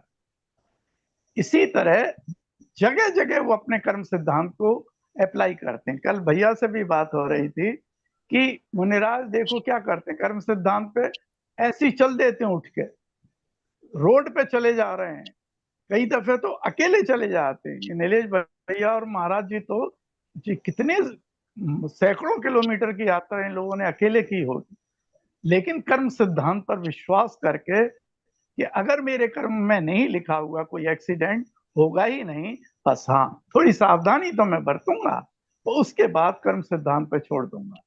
हम जब भी निकलते हैं 50 तैयारी करके निकलते हैं, क्योंकि हमको पूरा विश्वास नहीं है ना। तो इसका जो प्रैक्टिकल अपन करें डे टू डे में कि चलो आज देखता हूं कि अगर मेरे भाग्य में भोजन लिखा है तो हर हालत में मिलेगा, मुझे कैसे नहीं मिलेगा, जैसे मुनराज कंडीशंस के साथ निकलते हैं, है ना। तो ये समझ, मेरा लेकिन थोड़ा ये बात तो है अंकल, मैं नहीं, हाँ जी अंकल, मेरा थोड़ा फर्क है इसमें, अंडरस्टैंडिंग जो है वो ये है कि हर एक जो स्टेशन इन लाइफ है उसके अनुरूप आपको देखना होता है कि किस तरह से आप उसको अप्लाई करें। तो मैं ये समझता हूँ कि जो जिस ग्रुप के साथ हम लोग डिस्कस कर रहे हैं उसमें कर्म सिद्धांत में विश्वास सुदृढ़ करने के लिए जो उपयुक्त उदाहरण होगा वो ये होगा कि आप निरंतर प्रयास करते हैं, एक ही जैसा प्रयास करते हैं, अलग अलग उद्देश्यों के लिए आपके प्रयास में कोई कमी नहीं आती, पुरुषार्थ में कमी नहीं आती, पर आप देखते हैं कि उसका जो फल है वो अलग अलग होता है। कभी आप सफल होते हैं, कभी आप अतिशय सफलता प्राप्त करते हैं, कभी आपको अपेक्षित सफलता नहीं मिलती, विफलता मिलती है। प्रयास में कमी नहीं है, प्रयास उतना ही है, लेकिन उसका जो फल है वो अलग अलग होता है। तो उसे आप कर्म का फल मान सकते हैं कि पुरुषार्थ समान होते हुए भी अलग अलग समय पर उसका अलग अलग फल मिल रहा है। तो उसमें आपके जो संचित कर्म है उनका योगदान स्पष्ट हो जाता है कि एक कोई ऐसा भी फैक्टर है जो कि आपके नियंत्रण में नहीं है, वो कर्म सिद्धांत का फल, वो कर्म कर्म का फल है, कर्म फल है आपका। एक कंपोनेंट पुरुषार्थ का हुआ, दूसरा कंपोनेंट कर्म फल का। तो क्षमा कर्म से सागर आप माता, संचित कर्म कह रहे हैं, कर्म हाँ। से आप संचित कर्म कह रहे हैं। वो संचित कर्म और भाव कर्म, नहीं, नहीं, तो पुरुषार्थ और कर्म फल, दो चीजों का कर्म, संचित कर्मों का आपका जो फल है, उससे आपका जो आपके पुरुषार्थ का जो प्रोडक्ट है वो वेरी करेगा। कब कौन सा या जैसे कि अंतराय कर्म, आप उसे उसकी परिभाषा दे सकते हैं कि अंतराय कर्म का कितना क्षयोपशम है, उसके अनुसार आपको फल मिलेगा आपके पुरुषार्थ का। क्षमा क्या सागर जी इसमें, महाराज, सॉरी क्षमा सागर सॉरी जी सॉरी, महाराज हाँ, क्षमा सागर जी महाराज इस पे एक एग्जाम्पल देते थे। वो यही था कि आपने अपना पूरा पुरुषार्थ किया, आप फुटपाथ पे चल रहे हैं और ट्रक के ब्रेक फेल हो गए और उसने आके आपको चढ़ा दिया, आपको एक्सीडेंट कर दिया, तो आप कहिए कि ये ही नियति थी, यही फल होना था, ये अब कर्म सिद्धांत आपने स्वीकार कर लिया। लेकिन अगर आप बीच सड़क पे चल रहे हैं और कह रहे हैं मेरे कर्मों में होगा तो एक्सीडेंट हो जाएगा, ये पुरुषार्थ की कमी है। कर्म सिद्धांत को स्वीकार करना नहीं, बेवकूफी है। बहन प्रभा बहन, बिल्कुल विभा सही। बहन, अंकल क्या इसमें ये कहा जा सकता है कि अगर हम प्रथमान योग पढ़ें, क्योंकि हमें तो अपना बैकफ्लैश नहीं पता हम कौन कौन से पर्याय से आ रहे हैं, परंतु जब हम प्रथमान योग पढ़ते हैं, अ, सारे भगवानों के पुराने भव पढ़ते हैं, तो उसमें इतना क्लैरिटी से आता है कि उन्होंने ऐसे भाव किए, इसलिए ऐसा कर्म बंधा और इसलिए ऐसा उसका रिजल्ट रहा। तो जब हम भगवान के पुराण पढ़ते हैं, प्रथमान योग पढ़ते हैं, सतियों का प्रकरण पढ़ते हैं, तो वहां से कर्म पे विश्वास बहुत दृढ़ होता चला जाता है कि जब उनके कर्मों का फल उन्हें भोगना पड़ा, ऐसा ऐसा उनके ही भावों का कर्म फल आया, तो हमारे भावों का भी तो ऐसे ही कर्म का फल आएगा। तो कर्म फल का पे विश्वास वहां पे बहुत अटूट बन जाता है, और पुरुषार्थ करते हुए भी हमारे कर्म के फल की इच्छा नहीं होती कि जैसा होना होगा वो होगा। मैं ये नहीं कह रही कि पुरुषार्थ नहीं करना, पुरुषार्थ तो करना है, परंतु उसके बाद जो उसका फल आना है वो मेरे जैसे भावों से जो मैंने कर्म बांधे थे उसके अनुसार उसका फल आएगा। क्या ये क्या मेरी ये इंटरप्रिटेशन ठीक है अंकल, कमल अंकल, जायसवाल अंकल? चाचा हाँ नीलेश भैया, देखिए, मैं नतीजे निर्णय लेने के समय ना पुरुषार्थ से जुड़ना चाहिए और नतीजे आने के बाद प्रारब्ध से जुड़ना चाहिए, ये मैं समझ रखता हूँ इस ढंग की। बिल्कुल सही बात। सही, बिल्कुल सही। बिल्कुल ठीक। थोड़ा हिंदी के शब्द उपयोग किए भैया जी ने, अगर उसको थोड़ा सा और अच्छे से समझा दे भैया जी तो आसान रहेगा समझना। ये हाँ, वही ये इंग्लैंड वालों के लिए तो थोड़ा डिफिकल्ट होगा। ये वही बात है जो मैं कह रहा था कि आपका पुरुषार्थ बराबर रहता है, लेकिन उसका जो फल मिलता है, जो नतीजा मिलता है, वो वो वेरी कर्मों करता से, है। तब वहां पर कर्म, वो एलिमेंट प्रारब्ध का आ जाता है, आपके संचित कर्मों का जो फल है उसका। तो प्रारब्ध का भाई, अर्थ कमल अंकल, प्रारब्ध जो शब्द यूज उसका उसकी परिभाषा क्या है, क्या या इंग्लिश में उसका इक्विवेलेंट क्या वर्ड है, क्योंकि हिंदी में इतना अपना अब ज्ञान नहीं रहा, तो इसलिए मैं पूछ रहा हूँ आपसे। प्रारब्ध के दो अर्थ होते हैं, नीलेश भैया ज्यादा अच्छी तरह से बता पाएंगे। एक तो प्रारब्ध का अर्थ होता है कि आपने शुरू किया, उसको प्रारब्ध कहते हैं। जैसे कि उसे आते प्रारब्धते न खलु विघ्न भयेन नीचै विघ्नै पुनः पुनरुत्थान प्रत्यहन्यमाना वगैरह वगैरह। तो एक वो होता है। दूसरा ये होता है कि जो आपने संचित कर्म, ये उसका जब फल आता है उसे आप प्रारब्ध कहते हैं, नियति कह सकते हैं उसको आप। तो दूसरा अर्थ ये होता है। अब नीलेश भैया आप उसकी अच्छी पहला अर्थ क्या बताया व्याख्या अंकल करते हैं। आपने? पहला अर्थ क्या शुरू बताया? शुरू पहला अर्थ प्रारंभ करना। शुरुआत से होता है। मैं यहाँ पर मैं 2 पॉइंट ऐड करना चाहूंगा, जो डिस्कशन चल रहा है अपना। एक तो वो जो सेल्स वाली बात आई थी और दूसरी कर्म सिद्धांत। तो कर्म सिद्धांत का जो मेरा मानना है कि अब ये सब समझ चुके हैं अपन, लेकिन हमारा कितना विश्वास है कर्म सिद्धांत पे, इसकी परीक्षा तो तभी होती है जब हम मुसीबत में होते हैं। जब हमारा समय अच्छा होता है तो हम मन में सोचते हैं कि हमारा कर्म सिद्धांत पे बहुत विश्वास है, लेकिन जब मुसीबत आती है बहुत बड़ी, तब आप कितना संयम और समता रखते हो और कितना कर्म सिद्धांत पे विश्वास करके कहते हो कि हाँ भाई ये तो मेरे कर्मों का ही फल है, रादर देन किसी निमित्त को आप दोष देना शुरू कर दो। तो परीक्षा के समय पता चलता है कि हम कितना उस पे, हमारा कर्म सिद्धांत पे कितना अटूट अटूट विश्वास है। वरना तो हम जिनवाणी पढ़ते हैं, ज्ञान लेते हैं, विश्वास करते हैं कि जो भी हो रहा है वो कर्मों का फल हमें मिल रहा है और हमें पुरुषार्थ करते हुए आगे अच्छे कर्म बांधने चाहिए। ये मेरा अपना पर्सनल इसमें मैं अंडरस्टैंडिंग। एक चीज ऐड करूंगी भैया कि मुसीबत के समय तो फिर भी आ जाता है, मतलब मैं पर्सनल कह रही हूँ कि मुसीबत के समय भी आ जाता है कि भैया हमने ऐसे कर्म किए थे तो हमें ऐसा ही होना था। लेकिन भय एक बहुत बड़ा कारण है जिसकी वजह से हम कर्म सिद्धांत पे अटल नहीं रह पाते।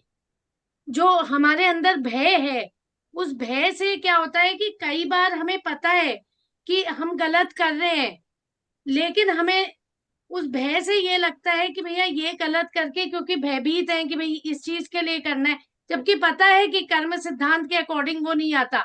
तो मेरे मेरे जीवन में जहां भी मैंने कर्म सिद्धांत पे विश्वास होते हुए भी कर्म सिद्धांत की महानता को की अवहेलना की है और कुछ ऐसा किया है जो नहीं करने योग्य है, तो उसका कारण भय है। इसमें मैं उल्टा समझती हूँ कि कर्म सिद्धांत पे विश्वास नहीं है इसलिए भय है। इसको उल्टा हाँ। देखेंगे कि बिल्कुल कर्म सही बात है। सिद्धांत पे वो तो विश्वास नहीं है इसलिए भय है। बिल्कुल सही अगर बात है। कर्म सिद्धांत पे विश्वास होगा तो भय नहीं होगा।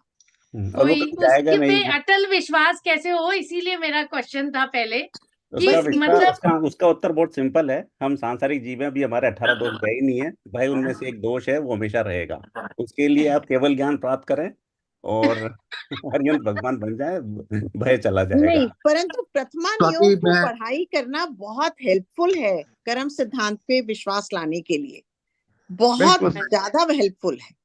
जो बहुत सही मैंने बात। अपने जीवन में पाया कि जब हम देखते हैं कि कैसे भाव करके कैसे कैसे कर्म बंधे और कैसा कैसा उनका आया। आप सती द्रौपदी का देखिए, अगर उनके पुराने 7-8 भाव देखिए तो उन्होंने क्या क्या भाव किए थे जिसकी वजह से उनको ऐसा हुआ। तो फिर लगता है कि जो उन्होंने उन भाव करके जो कर्म बांधे थे उसका फल आया तो सही, ऐसे मैं भी जो भाव करूंगी उसका फल हर समय पक्का 100% आएगा।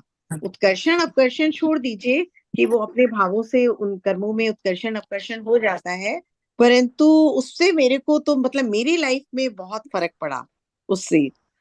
तो नहीं ये नहीं हमें बिल्कुल डॉक्टर विभा, मैं पूछूंगी। अब ये एक प्रशांत भैया, उनका हैंड रेस था, उनको एक बार मौका देते हैं। प्रशांत भैया, प्रशांत जय साइड फोन। हाँ जय जिनेन्द्र। मैं उसी टॉपिक पे कमेंट कर रहा था कि कर्म सिद्धांत होने के बावजूद भय लगता है और वो स्वाभाविक है। और मुझे किस चीज से मदद मिलती है कि अगर मैं सवेरे आधा एक घंटा अभिषेक पूजा करूं और प्रभु के चरणों में एक बार झुक जाऊं तो मेरा वो दिन थोड़ा सा ठीक निकल जाता है। तो मुझे लगता है कि रूटीन में बहुत जरूरी है कि जब वो बैटरी कर्म सिद्धांत की कॉन्फिडेंस की थोड़ी डाउन होने लगे तो उससे रिचार्ज का मैकेनिज्म होना चाहिए। भले ही वो आपके लिए मेडिटेशन हो, पूजा हो, या माला गिनना हो, या प्रभु के दर्शन हो, एक रीइंफोर्समेंट के लिए बैटरी चार्ज का पैक आपको अवेल करना चाहिए। क्योंकि होता है, ये हमारे लिए नॉर्मल है, इसीलिए हम अभी संसार में हैं। तो मुझे लगता है बैटरी रिचार्ज का पैक देखो, विशाल भैया का तो नियम है, मंदिर में पहुंच ही जाते हैं वो मेडिटेशन करने। तो मुझे लगता है उनकी बैटरी वहां चार्ज हो जाती होगी। मैं आजकल सेक्टर 50 में मंदिर के सामने हूँ तो मुझे सौभाग्य मिल जाता है, सवेरे जाके प्रभु के सामने लेट ही जाता हूँ। मैं कहता हूँ यार अब आप बचाओ मुझे, तो उससे मेरा दिन ठीक ठीक हो जाता है। वरना नॉर्मल है, प्रेशर होते हैं, अनसर्टेनिटी इतनी ज्यादा है कॉर्पोरेट में आज की तारीख में। प्रेशर आता है, प्रेशर से स्ट्रेस आता है और दिन में लगता है कि यार पता नहीं क्या होगा। तो आई थिंक रिचार्ज ही उसके लिए जरूरी है कि रिचार्ज रोज पे किसी तरह करें। नहीं बिल्कुल सही है भैया, थैंक यू थैंक यू प्रशांत भैया, डॉक्टर विभा। डेफिनेटली मैं दोनों ही चीजों को अपनाऊंगी। ऐसा नहीं है कि बहुत भय है, लेकिन हाँ भय आता है, मतलब, और वो एक भय भय किस केवल बात का? भय किस भय बात आता का? है। जरा भय पे चर्चा हो जाए, किस बात का हाँ भय?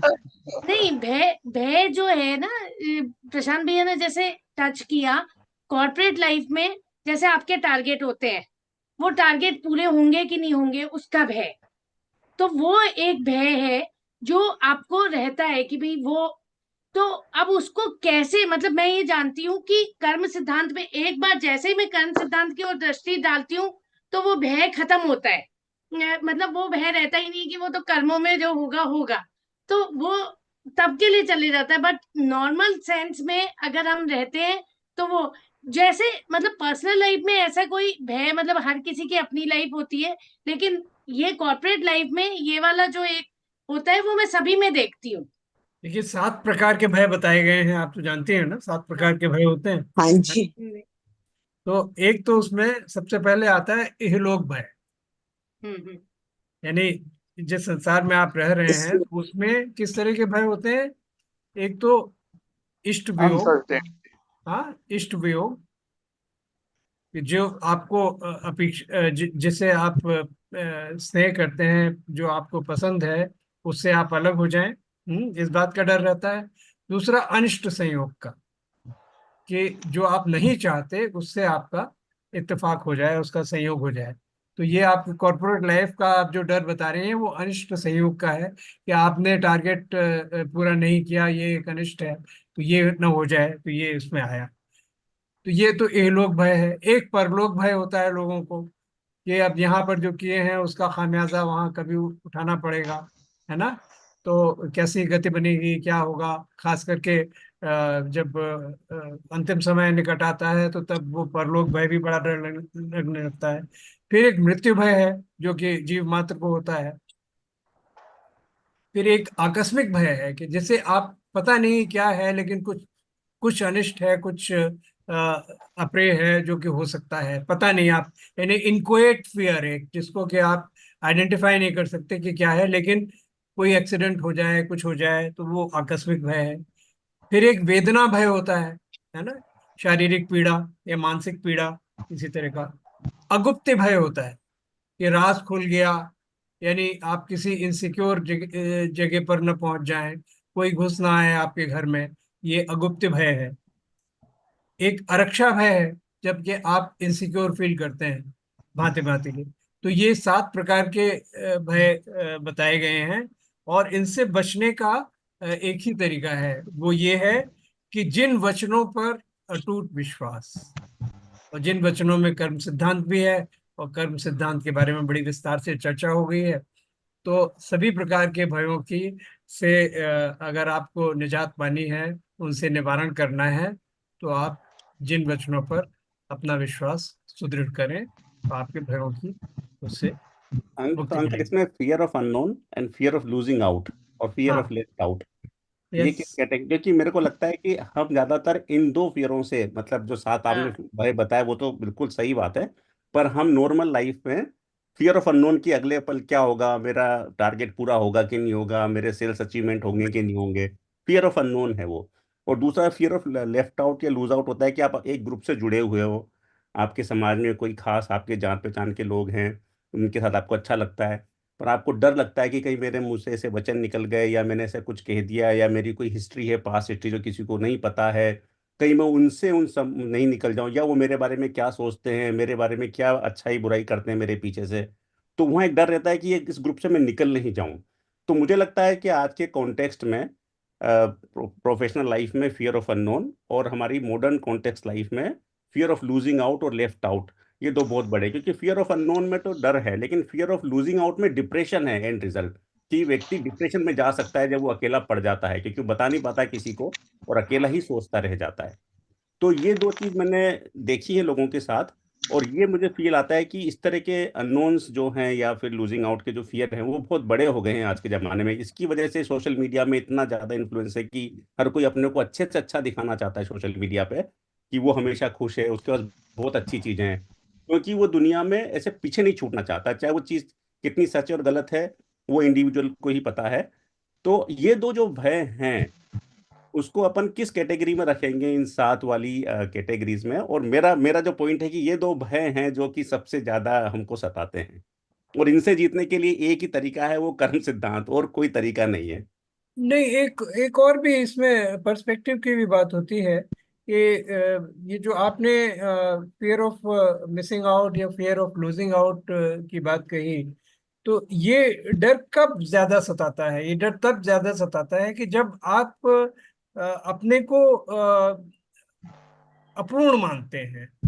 यानी आपकी एक ये इतनी एक कंपेलिंग एक ये डिजायर होती है, कंपेलिंग नीड होती है कि दूसरे आपको पूरा करेंगे। तो अगर मेरा तो अनुभव ये रहा है कि अगर आप अपने आप में संतुष्ट हैं, अपने आप में आप पूरे हैं, तो फिर इतनी अपेक्षा नहीं होती कि और लोगों से वैलिडेशन मिले, और लोगों से एंडोर्समेंट मिले, और लोगों से एक्सेप्टेंस मिले। स्वीकार करो या ना करो, ठीक है, इंफीरियरिटी हम कॉम्प्लेक्स ठीक है। जिसको बोलते हैं ना, वो आ जाता है अंकल यहाँ पे, कि है, जिसको इंफीरियरिटी कॉम्प्लेक्स होता है, हाँ, तो वो फिर डर क्यों? लगता है कि भाई मैं उस लायक हूं कि नहीं, या कोई मुझे छोड़ तो नहीं देगा। नहीं, तो वो नहीं फिर तो सेल्फ डाउट की बात है ना, तो हाँ, उसको वो सेल्फ डाउट है, कॉन्फिडेंस नहीं हाँ, है। तो वो वहां पर काम करने की आवश्यकता है ना। हम्म। वहां पर काम करने की आवश्यकता है। जब तक कि पराश्रित रहेंगे, हम्म। जब तक कि दूसरों के ऊपर आपकी खुशी की कुंजी किसी दूसरे के हाथ में है, हम्म। तो तब तक आप कभी खुश नहीं रह सकते, इनसिक्योर रहेंगे हमेशा। हाँ, कोई और दूसरे को ही किसी ने खुश अगर करने के आपको लिए डंप काम कर करता दिया, रहता है। किसी ने आपको डंप कर दिया, तो फिर वो एक डाउनवर्ड स्पाइरल में चले जाएंगे। सही बात। दूसरे तो को उसमें खुश ये है करने कि के लिए आप काम करते रहेंगे तो कभी भी वो खुशी नहीं मिलेगी, ऐसा अपने को लगता है। वो तो फिर कभी कभी हो ही नहीं पाएगा कि जब आप अपनी खुशी किसी और को सौंप दें और हम्म। फिर खुश रहने की अपेक्षा करें, तो ये तो संभव नहीं है। नहीं है, नहीं, वो बिल्कुल सही। एग्रीड, स्वाति इसमें तो का सेल्फ भय मुझे एक कॉन्फिडेंस और ही लग रहा चाहिए। हाँ हाँ हाँ जी अंकल। स्वाति, तुम्हारा भय मैं कुछ और एंटिसिपेट कर पा रहा हूँ कि थोड़ी उम्र भी बढ़ती जा रही है, तो तुमको वो वाला भय भी सता रहा होगा जो हम लोगों को नहीं, ऐसा मुझे लगा। और एक सेल्स नहीं की नहीं बात आई थी। अंकल, उसमें मैं कमल अंकल के उसका कहूंगी कि अगर सेल्फ कॉन्फिडेंस ज्यादा होना तो इन सब चीजों का नहीं फर्क पड़ता। मुझे एक्चुअली उसका नहीं है, मुझे वो fear of losing out, fear of ageing out, इन सब का इतना भय नहीं लगता। लेकिन हाँ, मतलब एक्चुअली मैं तो इसको बड़ा वो लेती हूँ कि देखो, मतलब आपके एक एक जो भय है, कषाय है, वो निकलते हैं। लाइफ इसी का तो नाम है कि आप अपने ऐसी सिचुएशन में आए हो, तब आपको पता है कि भैया इस तरह का भी भय होता है। फिर आप उस भय को, अगर उस भय पे आपने विजय प्राप्त कर ली, तो आप उससे ऊपर उठ गए, फिर कुछ और रहेगा जब तक कि आप अपने अल्टीमेट गोल पे नहीं पहुंचोगे। लेकिन अंकल वो वो अभी तो नहीं है। लेकिन मैं नीरज भी आपको कहती हूँ कि अगुप्ती भय, आकस्मिक भय और अरक्षा भय, ये दोनों भय जो फियर ऑफ अननोन और फियर ऑफ लूजिंग आउट है, वो इन तीनों कैटेगरीज के मुझे लगे कि कहीं ना कहीं भय है। क्योंकि आकस्मिक भय तो है ही कि भैया कभी भी लूज आउट नहीं हो जाऊं या अननोन कुछ ना हो जाए, आकस्मिक है ही। अगुप्ती भी है कि कुछ मेरा ऐसा पता चल गया जिसकी वजह से कुछ भी अनसर्टेन हो गया या लूज आउट हो गया, या आरक्षा भी है, फिर मेरी आरक्षा हो जाएगी। तो सही है। वो है। तो अंकल, ये सभी भय को दूर कर, अगर किसी भी भय को दूर किया हमने किसी के, तो वो अभयदान हो जाएगा क्या? हाँ, बिल्कुल बिल्कुल बिल्कुल। अच्छा, इन सातों भय में से कोई भी भय दूर करें हाँ, तो वो अभयदान है। तो अभय तो भय का विपरीत शब्द हो गया ना, क्योंकि उसके आगे अ हाँ, लग गया, समान अलग। असमान, भय अभय। हम्म। तो भय दूर किया तो अभय हो गया। पर एक और पॉइंट है, भय हम अपने स्तर पर खत्म कर ही नहीं सकते, वो तो हम्म। हायर गुण स्थानों में खत्म होते हैं, पर हम कम जरूर कर सकते हैं, जिसके लिए हमें कोशिश करनी चाहिए। है? हम्म। स्वाति। सत्यता के साथ निडर होकर के खड़े रहो तो भय कभी नहीं आएगा। भय उनके पास आता है जो कि सत्य का साथ नहीं देते, या सत्य के सामने बोलने की हिम्मत नहीं रखते, चुप्पी साध जाते हैं। उन लोगों को भय रहता है काफी, क्योंकि वो एक सत्य अपन का पढ़ते हैं ना। विश्वास वो है ना कि जहां आपका सच का विश्वास छूटा, भय तो तभी आता है। दो ही कारणों पे मैंने भय देखा है कि या तो आपने कुछ गलत किया है तो आप भयभीत हो, तो वो तो उसको तो कोई भी नहीं बचा सकता। आप गलत करोगे तो आप भयभीत रहोगे ही। और दूसरा अनसर्टेनिटी, क्योंकि हम ह्यूमन बीइंग्स हैं, तो एक फियर ऑफ अननोन हल्का सा रहता ही है, किसी को किसी रूप में रहता है। जिस तरह का आपका अटैचमेंट होता है, मोह जहाँ पे ज्यादा होता है वहां पे भय भी ज्यादा होता है।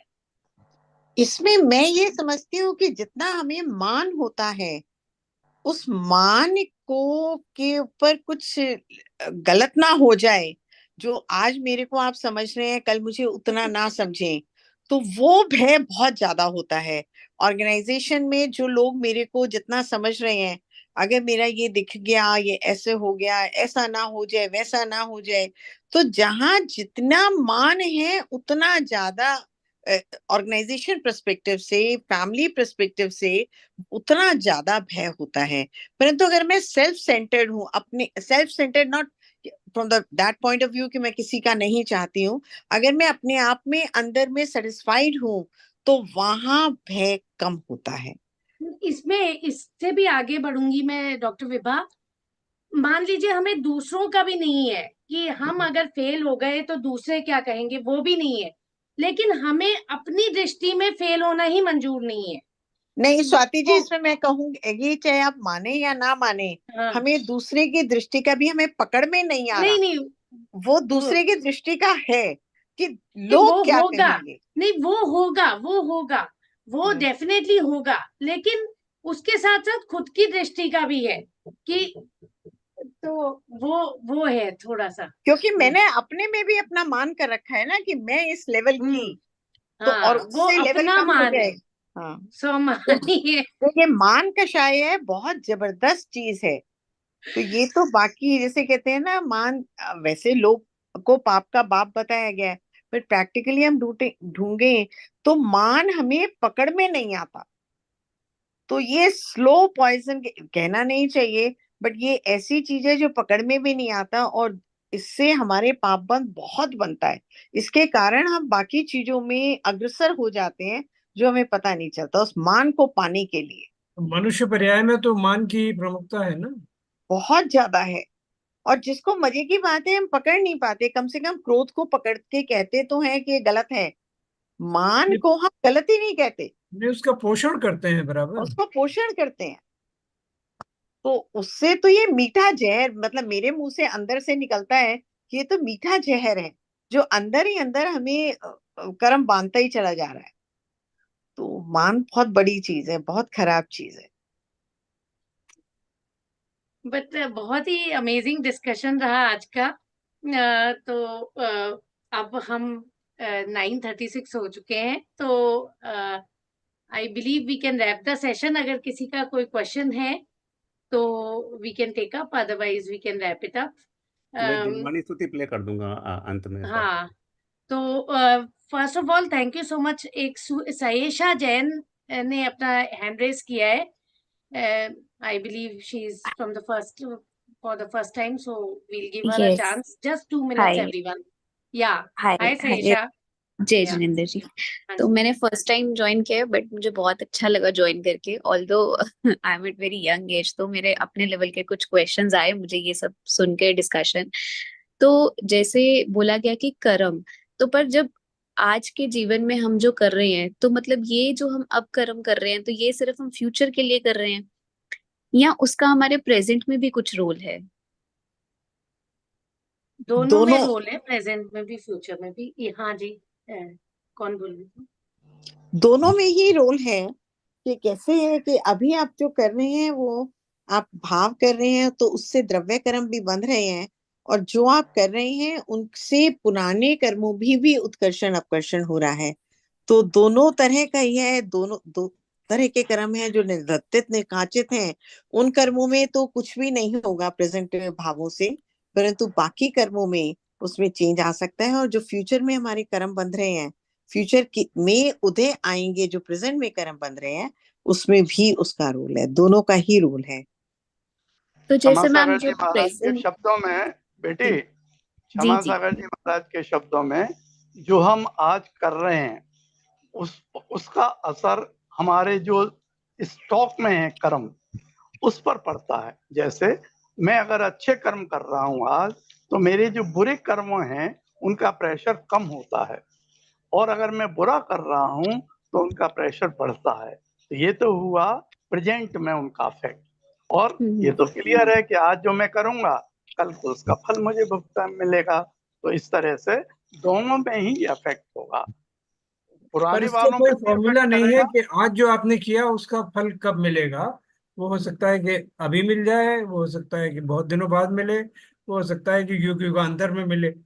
तो इसका ऐसा कोई सेट फॉर्मूला नहीं है कि अब आपने किया तो इतने दिन तक वेट करना पड़ेगा। तो it could be immediate, it could be in the intermediate term, और it could be in the long term. You never know. लेकिन एक बात मैंने अनसर्टेनिटी देखी, रहती है। हाँ एक बात मैंने देखी है, जितना लेट मिलेगा उतने इंटरेस्ट के साथ मिलेगा। तो बेटर है कि जल्दी से जल्दी हो जाए, क्योंकि एक्चुअली ये आपके मतलब हाथ मुझे में इस पे नहीं, ये आपके हाथ में नहीं है ना कि कब उसका चाचा, फल मिल जाए। यू हाँ यू कांट दयान कंट्रोल। भैया चाचा जब भैया अ, तुलसीदास जी ने रामचरितमानस लिखी थी ना, हाँ तो उनसे किसी ने पूछा था कि राम के गीत क्यों गाते रहते हो, इससे मिलता क्या है तुम्हें। तो उसमें एक वो चौपाई लिखते हैं, स्वांतः सुखाय तुलसी रघुनाथ गाता, कि मैं अपने सुख के लिए गाता हूं, मुझे गाने के साथ ही जो सुख मिलता है ना। तो एक तो बिटिया, जब जैसे कोई कहे पूजा करने से क्या मिलता, या पढ़ने स्वाध्याय करने से क्या मिलता, तो एक तो तत्काल में ही जो सुख मिलता है ना, वो भी तो एक कर्म का फल ही है ना साथ में। और बाद में जो कुछ हिसाब किताब जुड़ेगा वो एक अलग बात है, जो चाचा लोग बता रहे हैं जो, लेकिन एक करने के साथ तो मिलता है ना। वो झूठ बोलने के साथ घबराहट आती है, चोरी के साथ भय जुड़ जाता है, दान के साथ में खुशी मिलती है, तो ये करने के साथ मिल रही है ना चीजें। इमीडिएट हो गया वो तो, तुरंत मिल गया आपको उसका फल उतना तो। बेटिया क्षमा सागर जी महाराज का एक एग्जाम्पल इसमें, आपने किसी प्यासे को पानी पिलाया, आपको जो सेटिस्फेक्शन हुआ ये इमीडिएट फल हो गया, है ना। लेकिन जो 10 दिन के बाद वो आदमी मिला और देख के मुस्कुराया, उसने आपको पहचाना, रिकॉग्नाइज किया और थैंक यू बोला, उस दिन आपने मुझे पानी पिलाया था, हो सकता है वो आपको शरबत पिला दे, ये भविष्य का फल हो गया, है ना। तो वर्तमान में भी मिला और भविष्य में भी मिला। बिटिया रानी ठीक है, thank you so much. Swati. अभी बस I think we can over the session for today. Thank you Saisha for joining, और आगे भी ज्वाइन करिएगा। तो thank you so much Piyush भैया, thank you Jaswal uncle, Nilesh भैया, Y K uncle, doctor Vibha, for all your valuable inputs. Neeraj भैया हम जिनवाणी वो चला सकते हैं। बिल्कुल, मैंने स्क्रीन शेयर कर दी है और मैं जिनवाणी स्तुति प्ले करता हूँ।